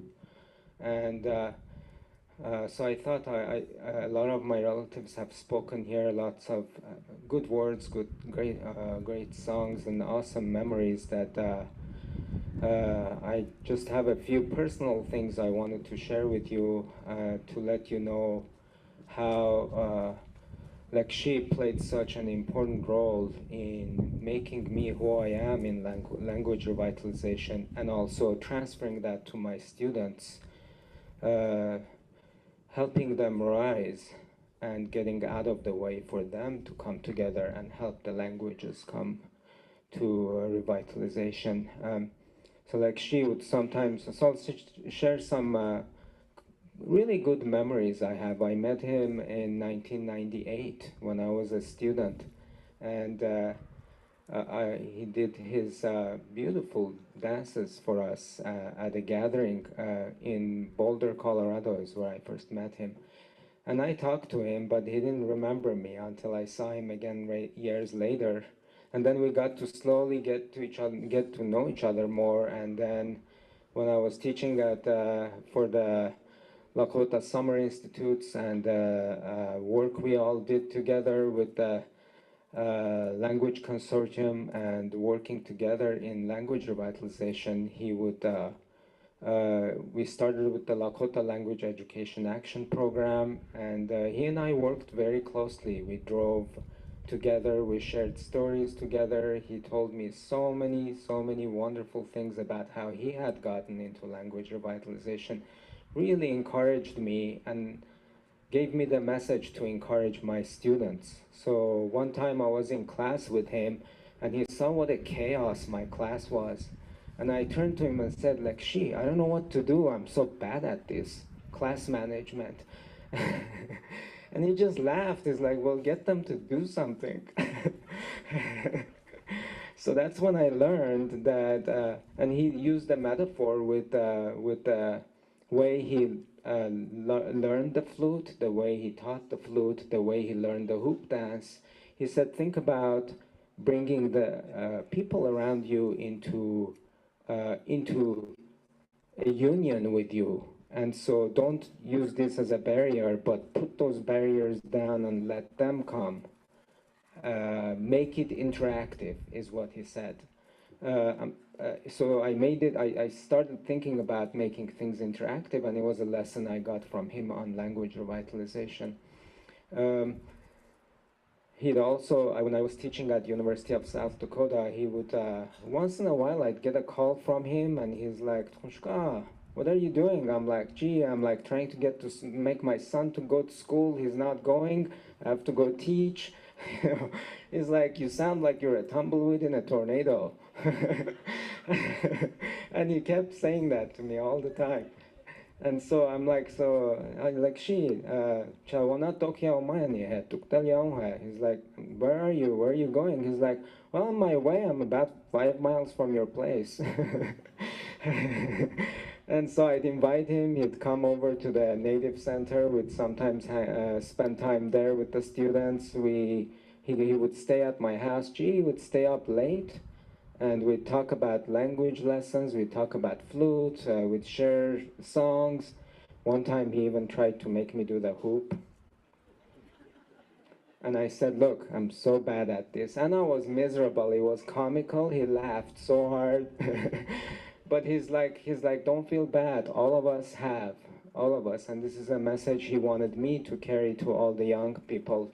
All of us have a role to play in all of this. And he said, if you're working with language revitalization, you are one part of this hoop, one small part of one hoop. But we need all of you to join in to make one hoop. And he saw the Lakota language as one hoop. Another language would be another indigenous language. Another one would be another hoop. And just like earlier we said, if you take one hoop out, they all fall. He wanted you to think about language revitalization as if when we each of us put together these hoops, it's the rising.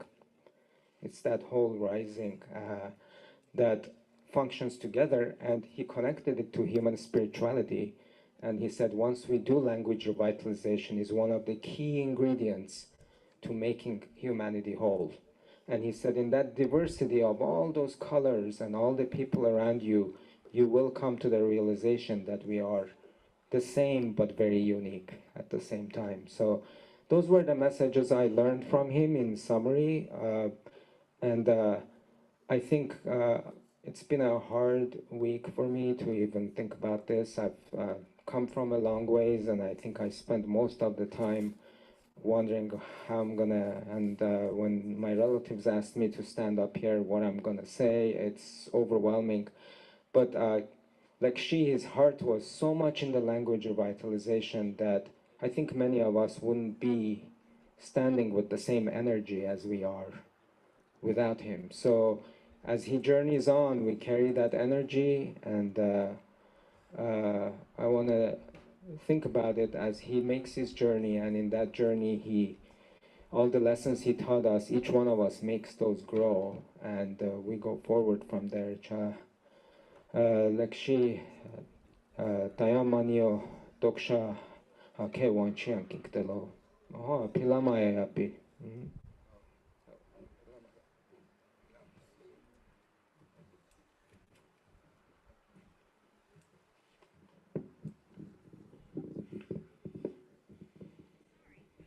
I thank him for those encouraging words and his memories.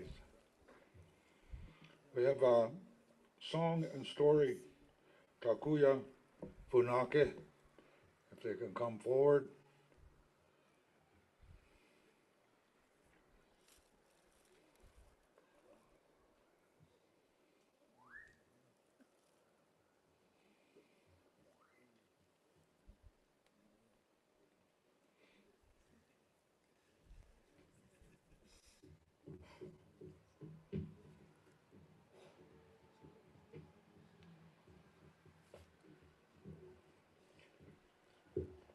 Good morning, everybody.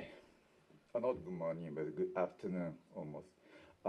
Please allow me to use my paper here, since I'm not native. I'm a speaker of English, so I have to rely on some paper right here. My name is Takuya Funaki. I was born and raised in Shimane, Japan, and I'm currently living in Texas. Kevin was my big brother and mentor, one of the most compassionate, trustworthy, and selfless people that I ever met. I have many, many special memories of our time together over the years, but let me share how I first came to know him. I just can't really explain it, but I always felt a strong connection to the Native American culture, especially our Plain tribes. In fact, while I was living in New York City back in early 1980s. I would often visit the Museum of American Indian in Harlem. One day, as I was looking through the music section of the gift shop, I came across Kevin's his first cassette tape recording, The Love Songs of Lakota, which was recorded here in the Black Hills. When I listened to his Love Songs of Lakota, I would be overcome with images of the grassland, roaming hills, and beautiful ponderous pine forest. And I was determined to see the Great Plains one day. By the way, the soft, soothing, melancholy tone and the melody of Flute reminded me of some old traditional Japanese folk songs. That might be the one of the reasons why I was into the flute music. When I think about how we met, it was actually by chance that I first crossed paths with Kevin. It was in 1985 when I was a student at the St. Nebraska College, Rochford, South Dakota. I had gone to Rochford Fair Power, not knowing that Kevin was guest performer. It was the first time I saw him play flute and perform his flute dance.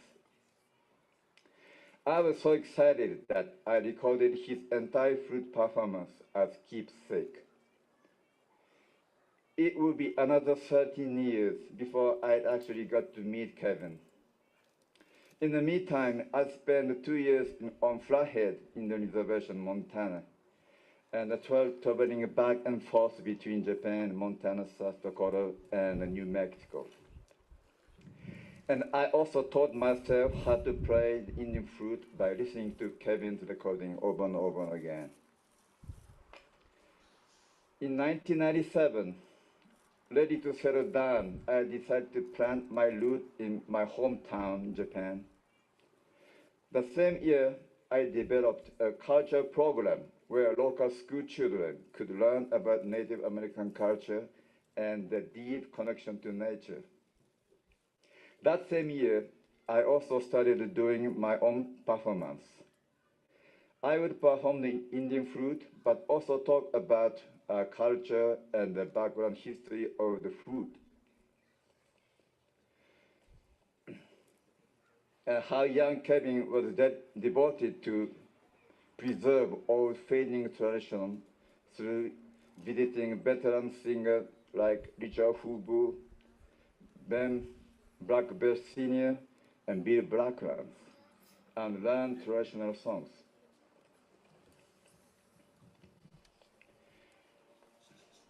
One day, in 1998, I received a phone call from radio program director. She explained that she was Bahai and that Kevin Locke was planning to trip to Kyushu, Japan. That she had seen one of my performances and I knew I had been inspired by him. That director was interested in creating a TV documentary that centered around my finally getting to meet and perform with famous flutists I so respected. It was like a dream come true story. I immediately accepted the proposal and flew to Kyushu a few months later to greet Kevin at the airport with the video crew.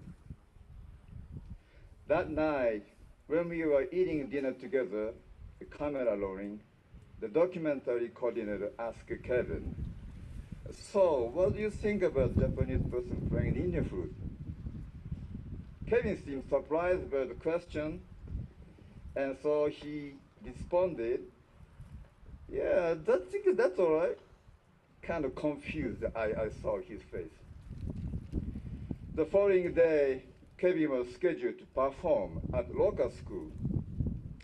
So as he was preparing to insert the cassette tape that he brought, there was a Red Bull Singers tape.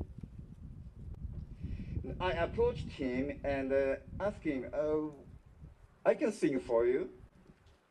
He looked at me, kind of confused a little bit, you know, but being the kind of hearted man he was. And he said, oh, yeah, you can try that. So I spent 2 years in Montana, Roosevelt, Flathead Reservation, and I joined the local drum group, Singers Rock, so I was kind of confident to help him out. As soon as Kevin started dance and I began to sing, and his immediate reaction was to look at my way and give me a biggest smile. You know how he smiled, right? After dance, he rushed over to me and jokingly said, "You are hired." I was very happy to have his trust that time. Never forget.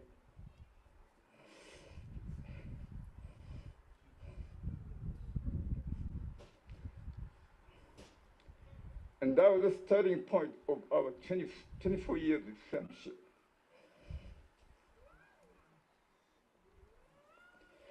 Our Kyushu performance was a huge success, and when the documentary aired, it received lots of positive feedback. Before departing Japan, Kevin presented me with his beautiful hand-drum. To this day, it was one of my most treasured possessions. After that, we stayed in touch, exchanging emails on and off until Kevin reached out in the early 2000 to ask me to join him on stage in Canada. I was honored and truly appreciated the opportunity to work with him again. We shared the stage again in Japan in 2006 and in Florida in 2011. My last meeting with Kevin was October 11, 2021 in Austin, Texas. He was one of handful performers invited to perform in celebration of Indigenous People Day. It has been over 10 years since we last saw each other, but in my eyes, he hadn't changed one bit. He was still soft-spoken and gentle, proud with strong positive presence. Who would have thought it would be the last time I would see him?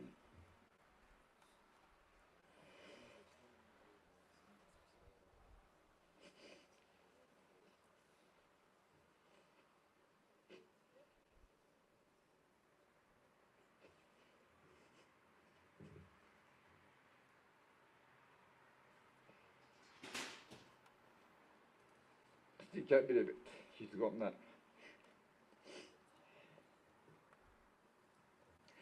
As he embarked on his journey into the spiritual world, I would like to send him off by performing a farewell song that I learned from, I call him Uncle, the late Emerson Spider Senior.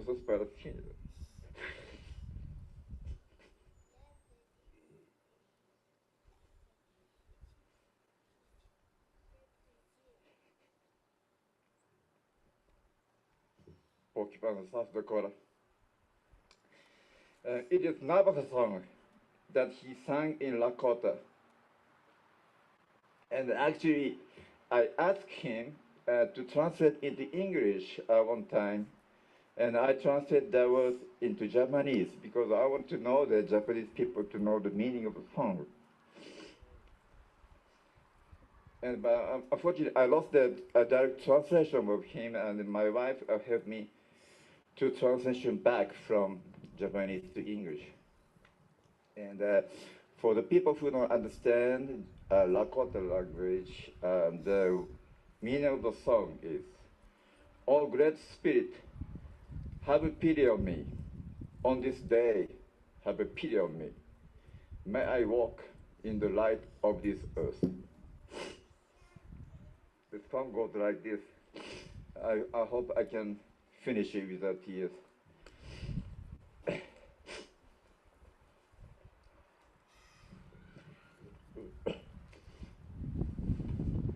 Hey yo, hey yo, hey ha ya ya hey ya hey ha ya hey ya hey ya hey ya ya hey ya ya hey ha ya hey ya hey ha hey ya hey ya ya hey ya hey ha ya hey ha ya hey ya hey ya hey ya我看看看，我心马拉耶，阿佩特基拉耶，我心马拉哟，哎呀哎，马卡塔。아파마와 넥타와 지에로 어여 어여 어여 어여 어여 왜 어여 헤이 어여 어여 헤이 어여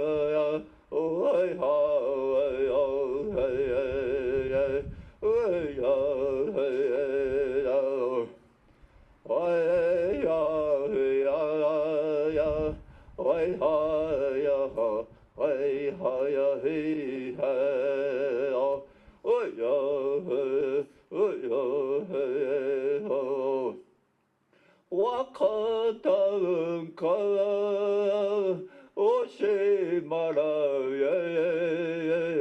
앞에 듣기래 오시마라요 어여 마카타 아빠마와 넥타와 지에로 어여 어여 어 우이 미타게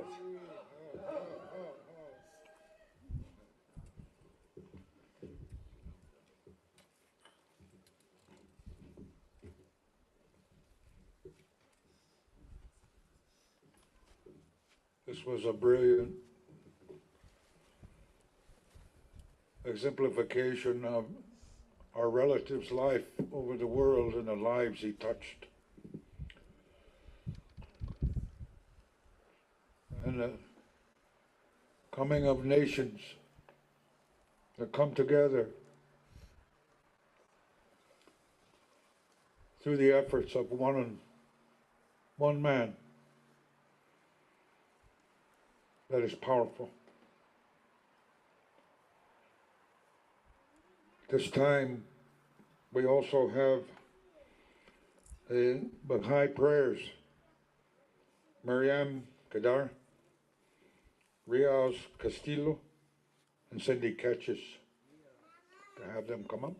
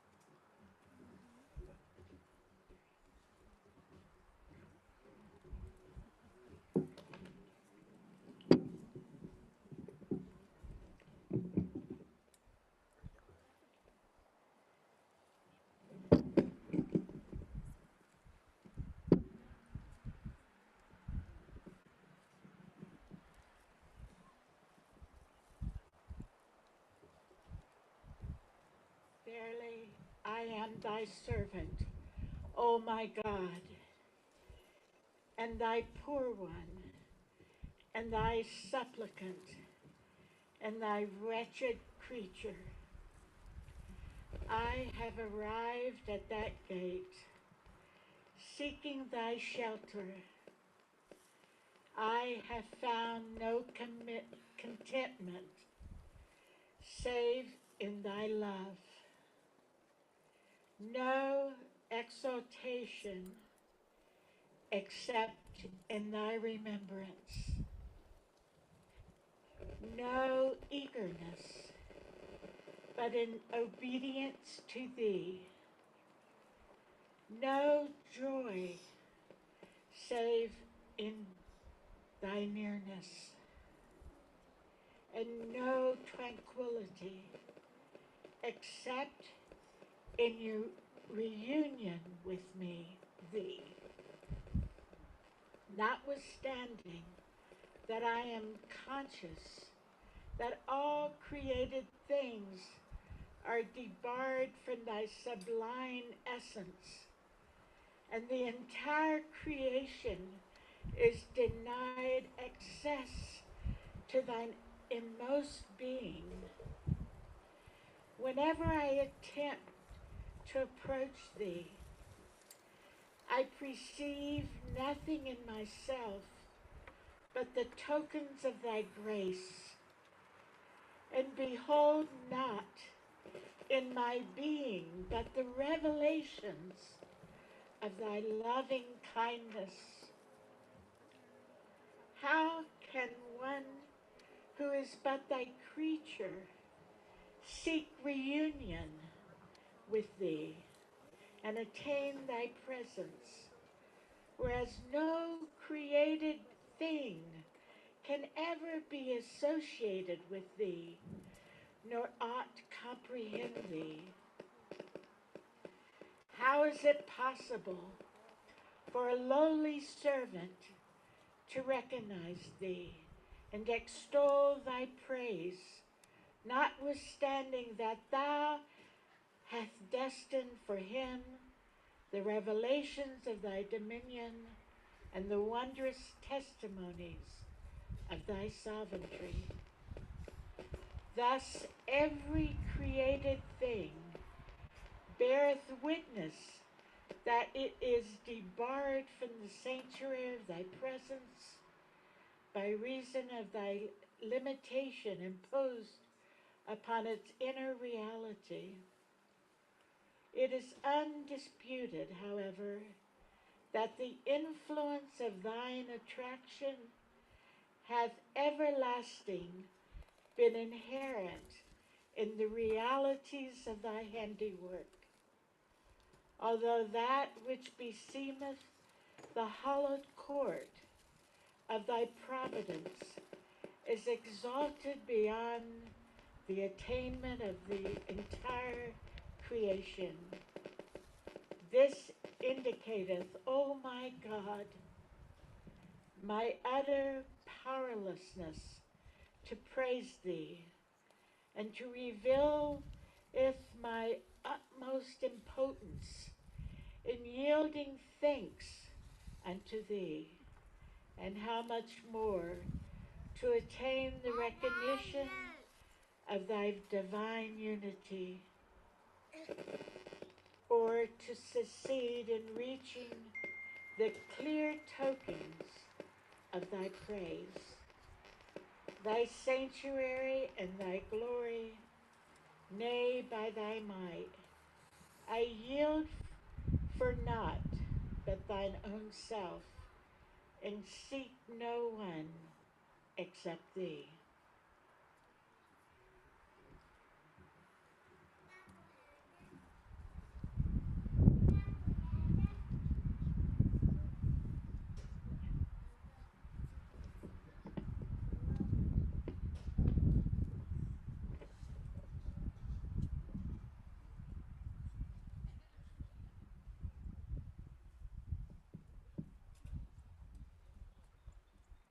Good afternoon.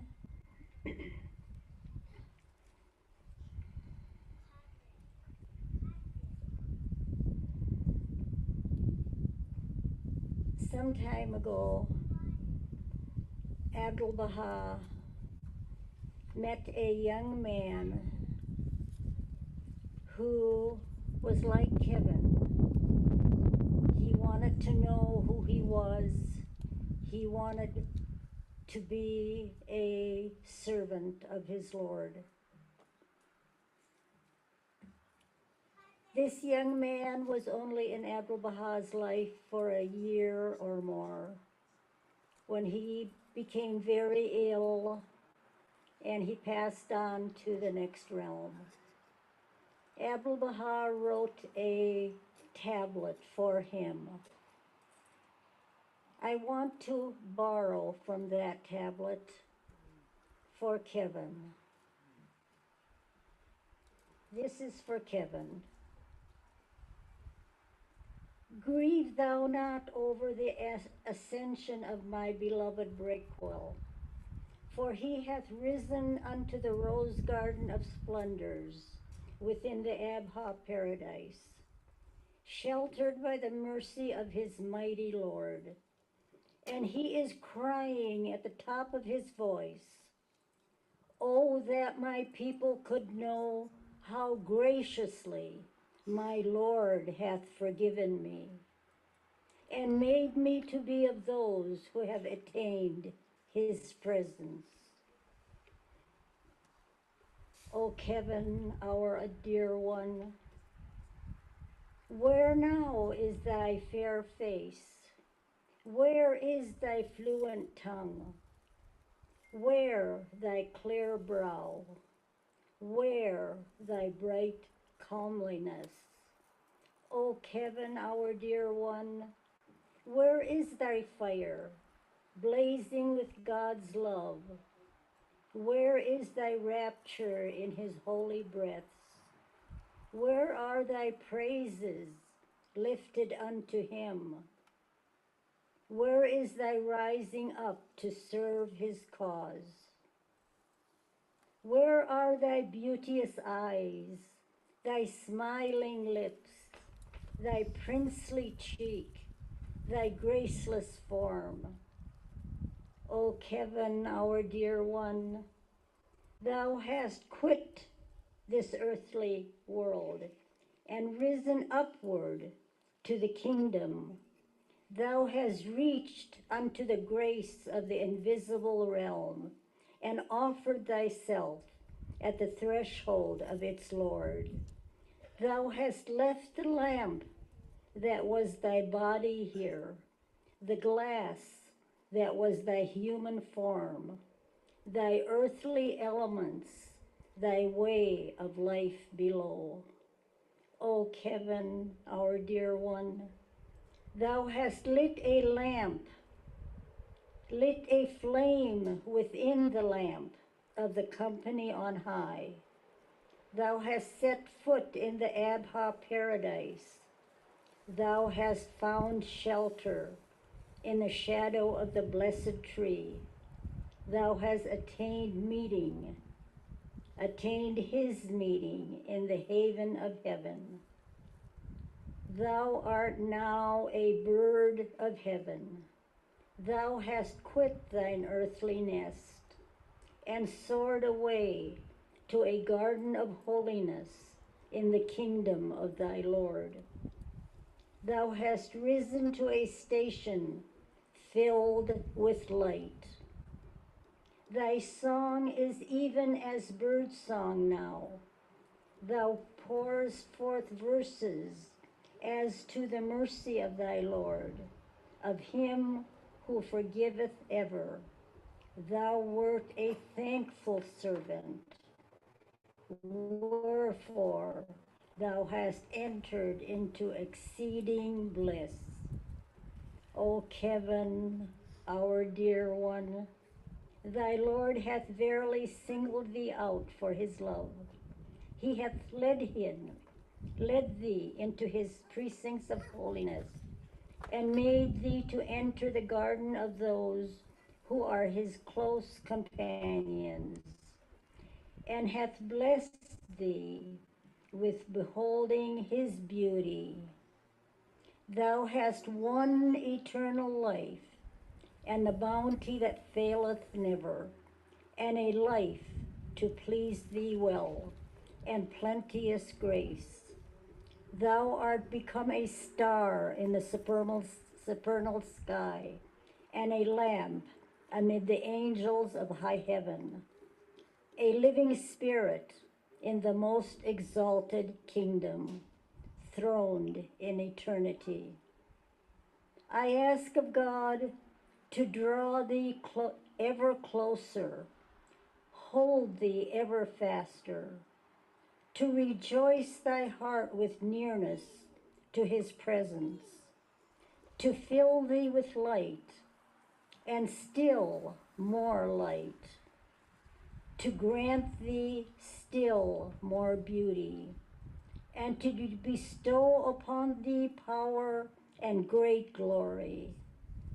O Kevin, our dear one, at all times do I call thee to mind. I shall never forget thee. I pray for thee by day, by night. I see thee plain before me as if in open day.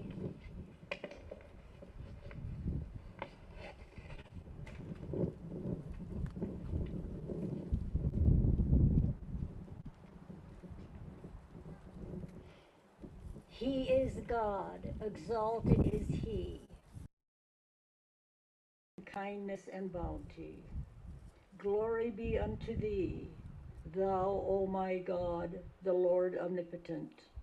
I testify to thine omnipotence and thy might, thy sovereignty and thy loving kindness, thy grace and thy power, the oneness of thy being and the unity of thine essence, thy sanctity and exaltation above the world of being and all that is therein. O my God, thou seest me detached from all save thee, holding fast unto thee, and turning unto the ocean of thy bounty, to the heaven of thy favor, to the day star of thy grace. Lord, I bear witness that in thy servant thou hast reposed thy trust, and that is the Spirit wherewith thou hast given life to the world. I ask of thee by the splendor of the orb of thy revelation, mercifully to accept from him that which he hath achieved in thy days.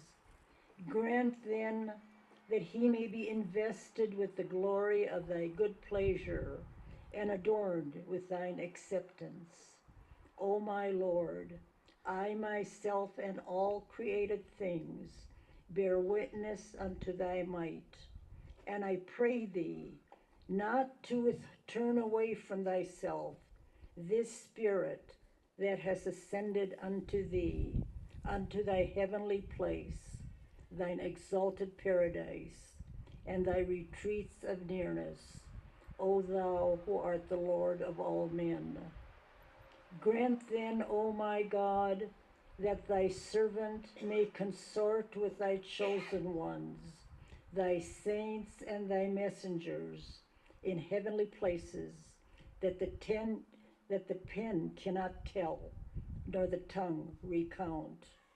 O my Lord, the poor one hath verily hastened unto the kingdom of thy wealth, the stranger unto his home within thy precincts. He that is sore athirst to the heavenly river of thy bounty. Deprive him not, O Lord, from his share of the banquet of thy grace, and from the favor of thy bounty. Thou art in truth the Almighty, the gracious, the all-bountiful. O my God, thy trust hath been returned unto thee. It behooveth thy grace and thy bounty, that have encompassed thy dominions on earth and in heaven, to vouchsafe unto thy newly welcomed one thy gifts and thy bestowals, and the fruits of the tree of thy grace. Powerful art thou to do as thou wiliest. There is none other God but thee, the gracious, the most bountiful, the compassionate, the bestower, the pardoner, the precious, the all-knowing. I testify, O my God, that thou hast enjoined upon men to honor their guests, and he that hath ascended unto thee hath verily reached thee and attained thy presence. Deal with him then according to thy grace and bounty. By thy glory I know of a certainty that thou wilt not withhold thyself from that which thou hast commanded thy servants, nor wilt thou deprive him that hath clung to the cord of thy bounty, and hath ascended to the dayspring of thy wealth. There is none other God but thee, the one, the single, the powerful, the omniscient, the bountiful. Baha'u'llah.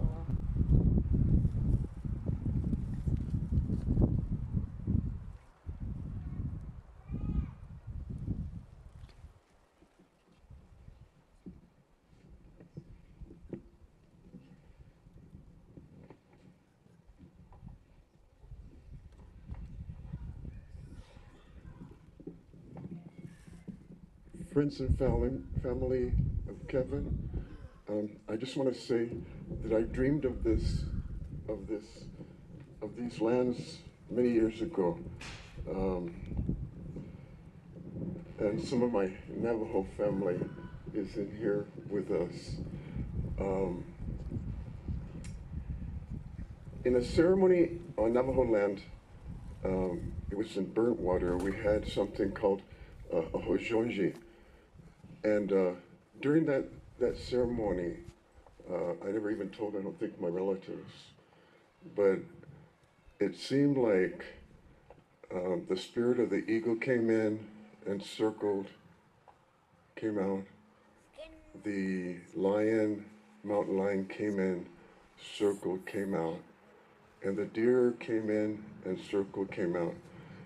And my first wife, when we were coming out after the Eulogy, there was a bird, I think it was a hawk, but he was like holding his wings and fanning us as we came out. A song came to me during that ceremony. I am indigenous, but my tribe is from Middle Mexico and South America. I'm gonna tell you what it is in English, but actually the words are in Arabic. And it's basically stating that the great mystery is the all-glorious, the great mystery is the most pure, the great mystery is the most beautiful, the great mystery is the most powerful, and the great mystery is the most great. This is in Arabic, because the great mystery is for all of the people of the planet. This rattle was given to me at a meeting in I think it was 2001, and I had a Lakota friend and Porcupine beat it for me. But this sound came to me during that ceremony.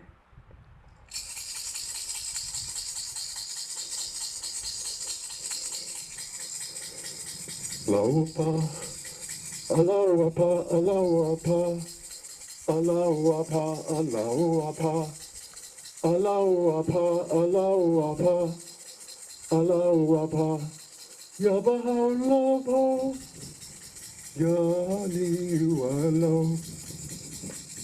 yaliwala, yabahalapa.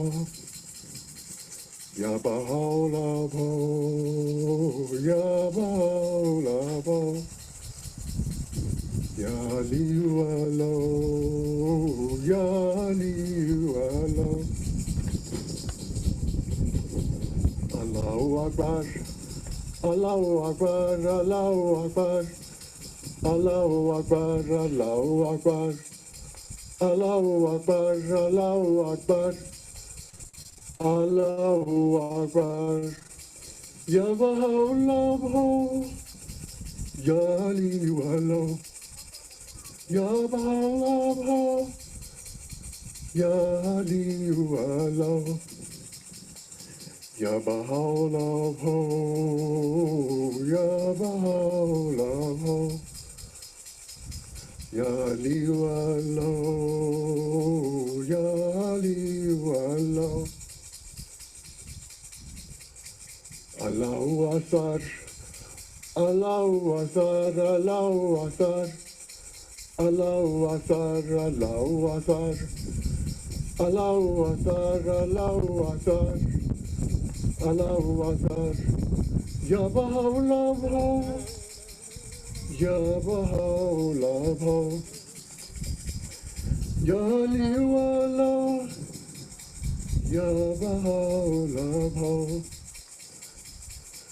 Ya Liu Allah, Ya Liu Allah, Ya Baha'u'llah Ho, Ya Baha'u'llah Ho, Allahu Ajmal, Allahu Ajmal, Allahu Ajmal, Allahu Ajmal, Allahu Ajmal, Allahu Ajmal, Allahu Ajmal, Allahu Ajmal, Ya Baha'u'llah Ho, Ya Liu Allah, Ya Liu Allah, Ya Baha'u'llah Ho, Ya Baha'u'llah Ho, Ya Baha'u'llah Ho, Ya Liu Allah, Ya Liu Allah.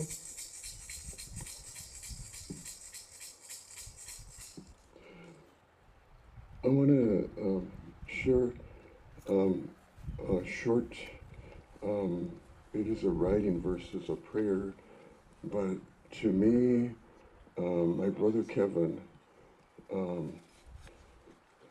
actually the Lakota have given to me much more than I could ever give to them, because they taught me before on Navajo land. I was very immature, didn't know my way, but up here the Lakota taught me how to be firm in the Great Spirit. But this is a little bit about what Kevin taught me, and it reminds me of him. Love is the most great law that ruleth this mighty and heavenly cycle, the unique power that bindeth together the diverse elements of this material world, the supreme magnetic force that directeth the movements of the spheres in the celestial realms. Love revealeth with unfailing and limitless power the mysteries latent in the universe. Love is the spirit of life unto the adorned body of mankind, the establisher of true civilization in this mortal world, and the shedder of imperishable glory upon every high aiming race and nation. Amen.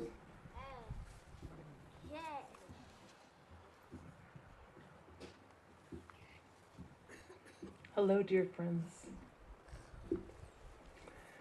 As our hearts mourn the great loss of our brother, our father, our grandfather, our uncle, our loved one, I know he's dancing in the worlds beyond, because look at this beautiful representation of the perfect tying together of Lakota spirituality and the Bahai faith. As Kevin taught me, there's no difference. It's all oneness. I wanted to share a very quick writing from Baha'u'llah. While in this world, separation is inevitable and bring it with a burning grief. Therefore be thou not consolate. Do not languish. do not sigh, neither wail or weep. For agitation and mourning deeply affecteth his soul in the divine realm.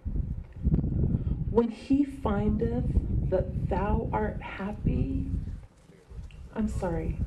when he findeth that thou art happy, he becometh more cheerful. But when he perceiveth that thou art disconsolate, this provoketh anguish in his heart. Let's help him not feel anguish in the next world because of our sadness and grief. I want to encourage everyone when we finish this service today to try to carpool together to the gravesite as we go to say our final goodbye of his earthly remains in this life. And then we'll come back here for a wonderful meal and fellowship together. There are pictures along the wall here and on the other side. They're keepsakes for you all, so please help yourselves to them. There are multiple copies of most of them, so take one and leave the rest for the next person. And last but not least, these beautiful pictures that were created. If you'd like one in the future, check back at the Patricia Locke Foundation website and you can order one. And I know that one of his greatest desires and wishes was to help that foundation that he created soar. So you can make a donation and receive one of these beautiful posters. Thank you.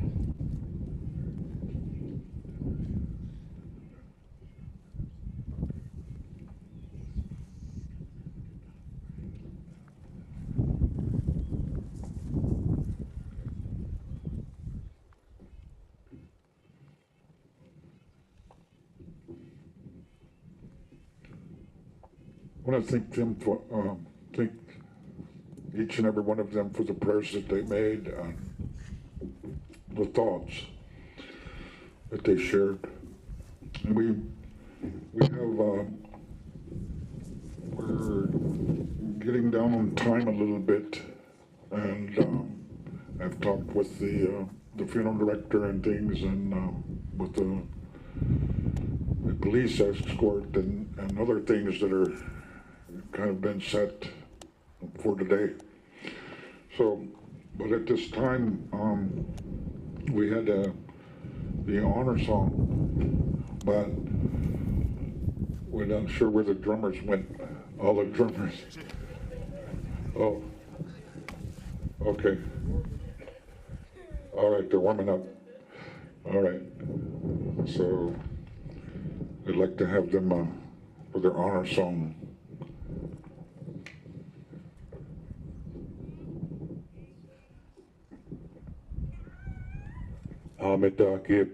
Chante Washington up at Shoes up at Doa. Whitney Red Counter the second Amachi up to do. This song we're going to share for Dexy Kevin, and is a song that he probably danced to hundreds of times throughout his lifetime. When he would hoop dance, he would play this song. So we're going to share it for him.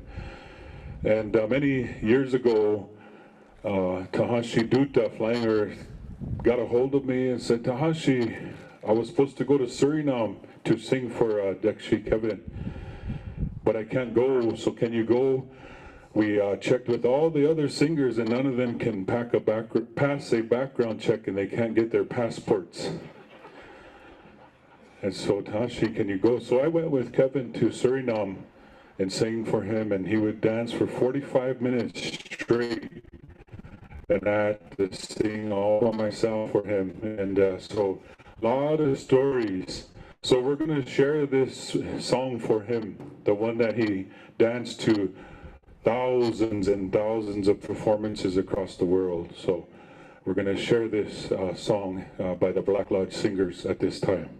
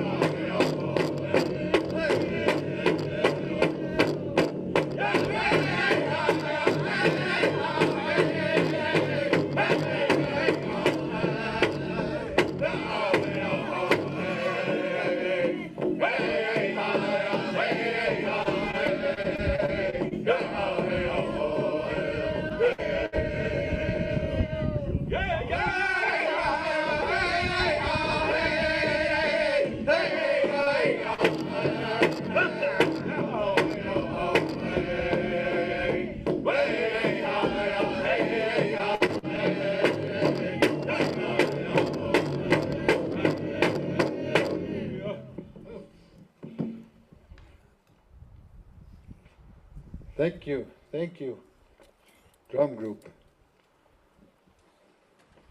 Now we're gonna have the family come up and share memories and prayers.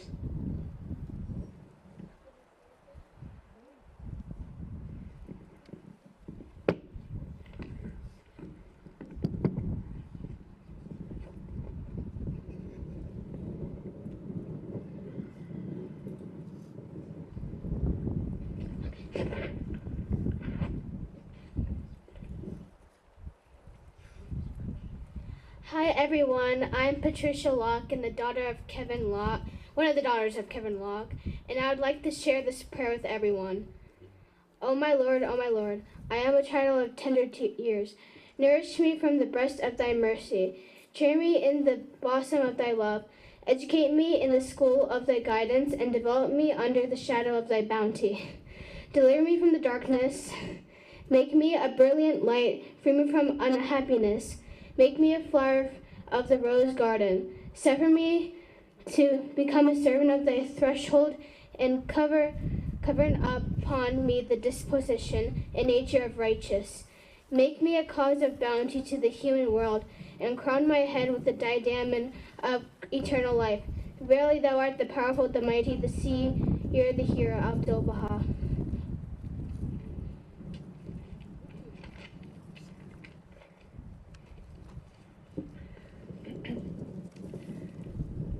Exactly 1 week ago, today, my husband Kevin Locke transitioned from this physical world and was born to the spiritual realms beyond. I would like to read something I wrote on his very last earthly birthday.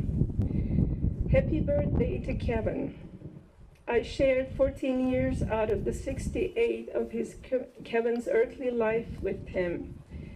I will share one mysterious fact about him. If you know him a day, you know that he has an uncanny connection to his homelands in the Dakotas.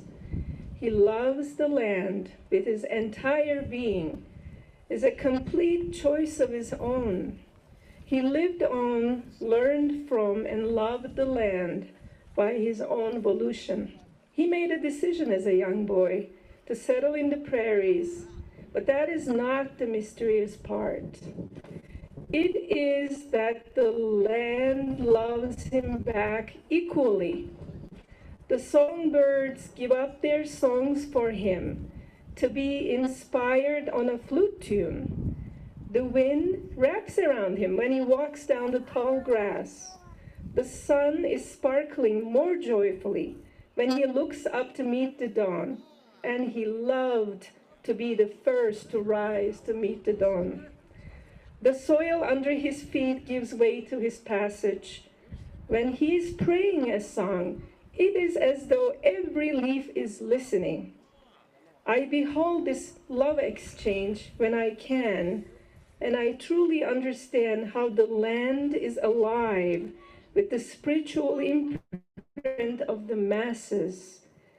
The prairies also make a choice, and they chose Kevin. May your birthday song of the Spirit ascend and become the voice of the land today, Kevin. Very short prayer I'd like to offer. This is the prayer that brought him to Bahai faith. O Lord my God, praise and thanksgiving be unto thee, for thou hast guided me to the highway of the kingdom, suffered me to walk in the straight and far-stretching path, illumine my eye by beholding the splendors of thy light. Incline my ear to the melodies of the birds of holiness from the kingdom of mysteries, and attracted my heart with thy love among the righteous. O Lord, confirm me with the Holy Spirit, so that I may call on thee in thy name amongst the nations, and give the glad tidings of the manifestation of thy kingdom amongst mankind. O Lord, I am weak, strengthen me with thy power and potency. My tongue falters, suffer me to utter thy commemoration and praise. I am lowly, honor me through admitting me into thy kingdom. I am remote, cause me to approach the threshold of thy mercifulness. O Lord, make me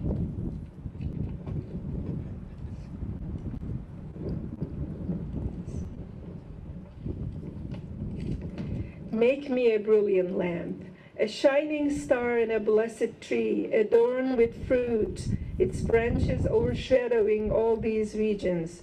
Verily thou art the mighty, the powerful, and the unconstrained.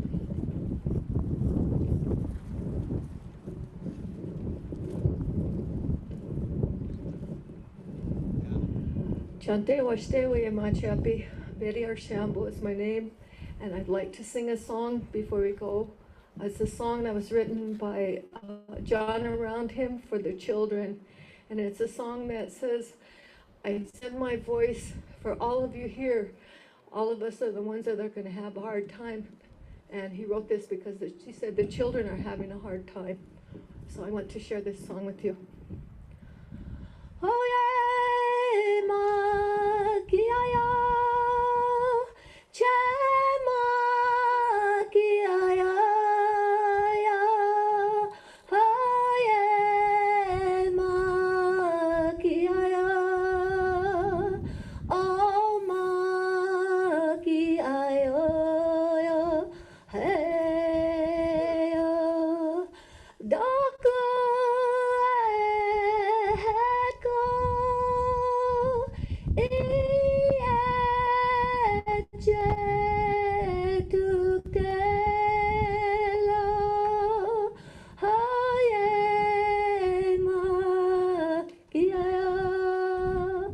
Yani pikteloya, hey, oh yeah, makiaya, chemakiaya, oh yeah, makiaya, oh makiaya, hey, Dako eko ieje tuktela haye ma iaya yani pik teloya heyo pilamaya midako yase.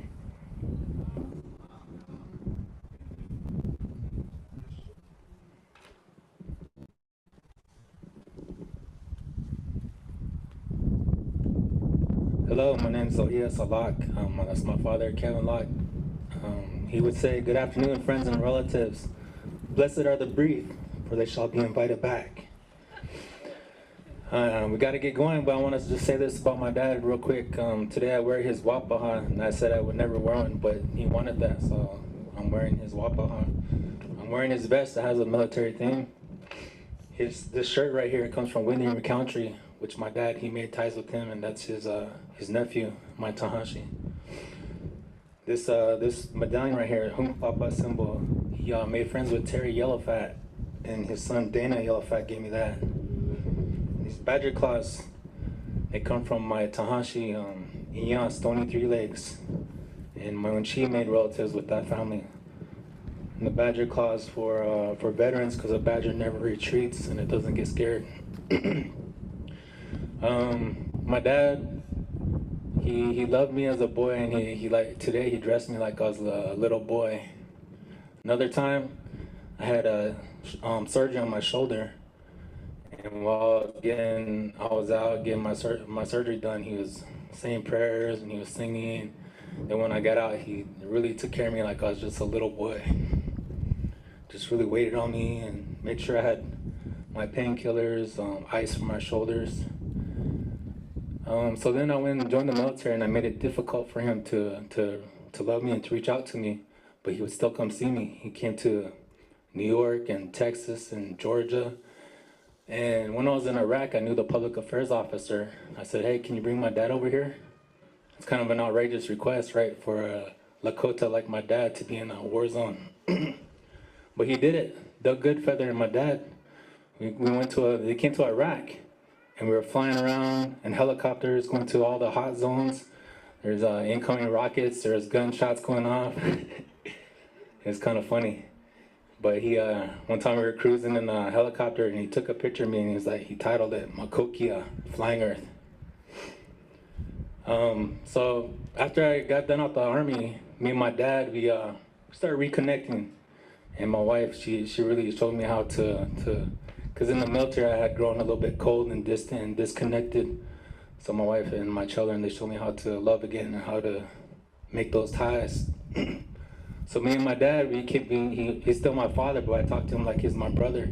He tells me all his problems, I tell him my problems. He always gives me good advice, and I try and give him bad advice, and I try and make him say some bad words or something, because it's funny to me. I don't know why. So anyways, the last time we talked to him, he was talking about the Black Hills. He was saying Lakotas believe that God lives here. And when you come to the Black Hills, you introduce yourself to God. And he kind of laughed. It was kind of weird that he laughed. And he says, Lakotas, you can't stay here too long because this place is like paradise. It's like heaven. And if you die here, you might get distracted. So I want to ask Tukasha to watch out for him and to guide him, protect him, love him because he was loved here on earth, and love him in the next world. Thank you.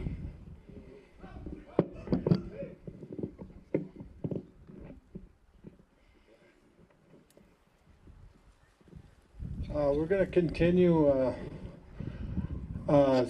stories and prayers because of the homecoming parade.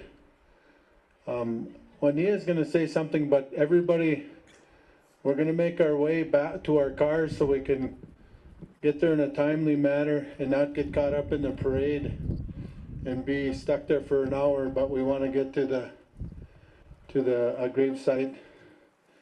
And so when he is going to say something, then everybody, we're going to get in our cars and follow. Hamidakia bi chante washtena be chuza bi wania ematia bi iamoslata hemata we. Atewa King Kevin Locke echiapi. The one thing I really want to share is my father really treasured Lakotiapi. And for 12 years of my life, we walked that path together. And I'm really thankful for that time. So to the Lakotia Tioshpayas, you to Bliichiapo, Bliichiape, Ampetu Iohila, Quintala Umas Papi, Lakotiapi. What very little language you know, you use. So prayers to the revitalization, because they're continuing on and they have a lot of work ahead of them. And another thing that I wanted to share is people keep saying that we lost a treasure. And one thing, my father was not a gatekeeper. My father shared everything, and all of his knowledge is out there, and all you have to do is ask, and someone will know what my father would say. So I just really wanted to share that. When I look out on everyone, he had a lot of amazing people in his life, and we always had to share him.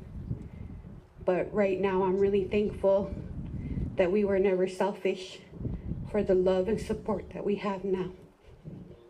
So I'm really thankful. We started making prayers before you guys all came, and we were praying for your journey here to be safe. And we're also praying for your journey to be home safe. So, midakye oyasi.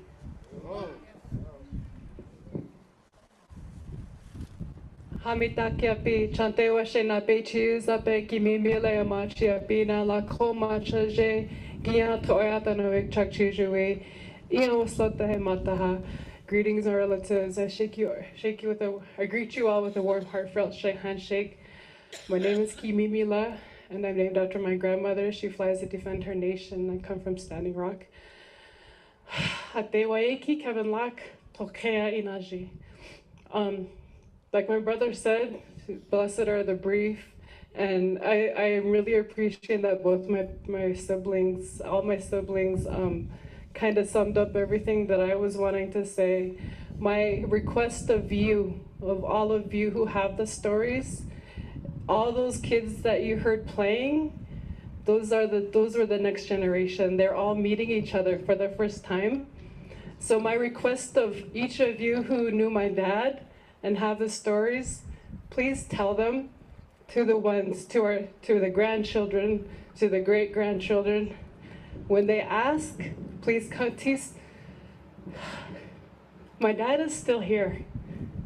So he's in all of us, and I need your help to help us so they know him. Pilabaye. Oh. Okay, everybody, we'll meet back here after the service at the cemetery to have a lunch and share more stories and prayers. Thank you.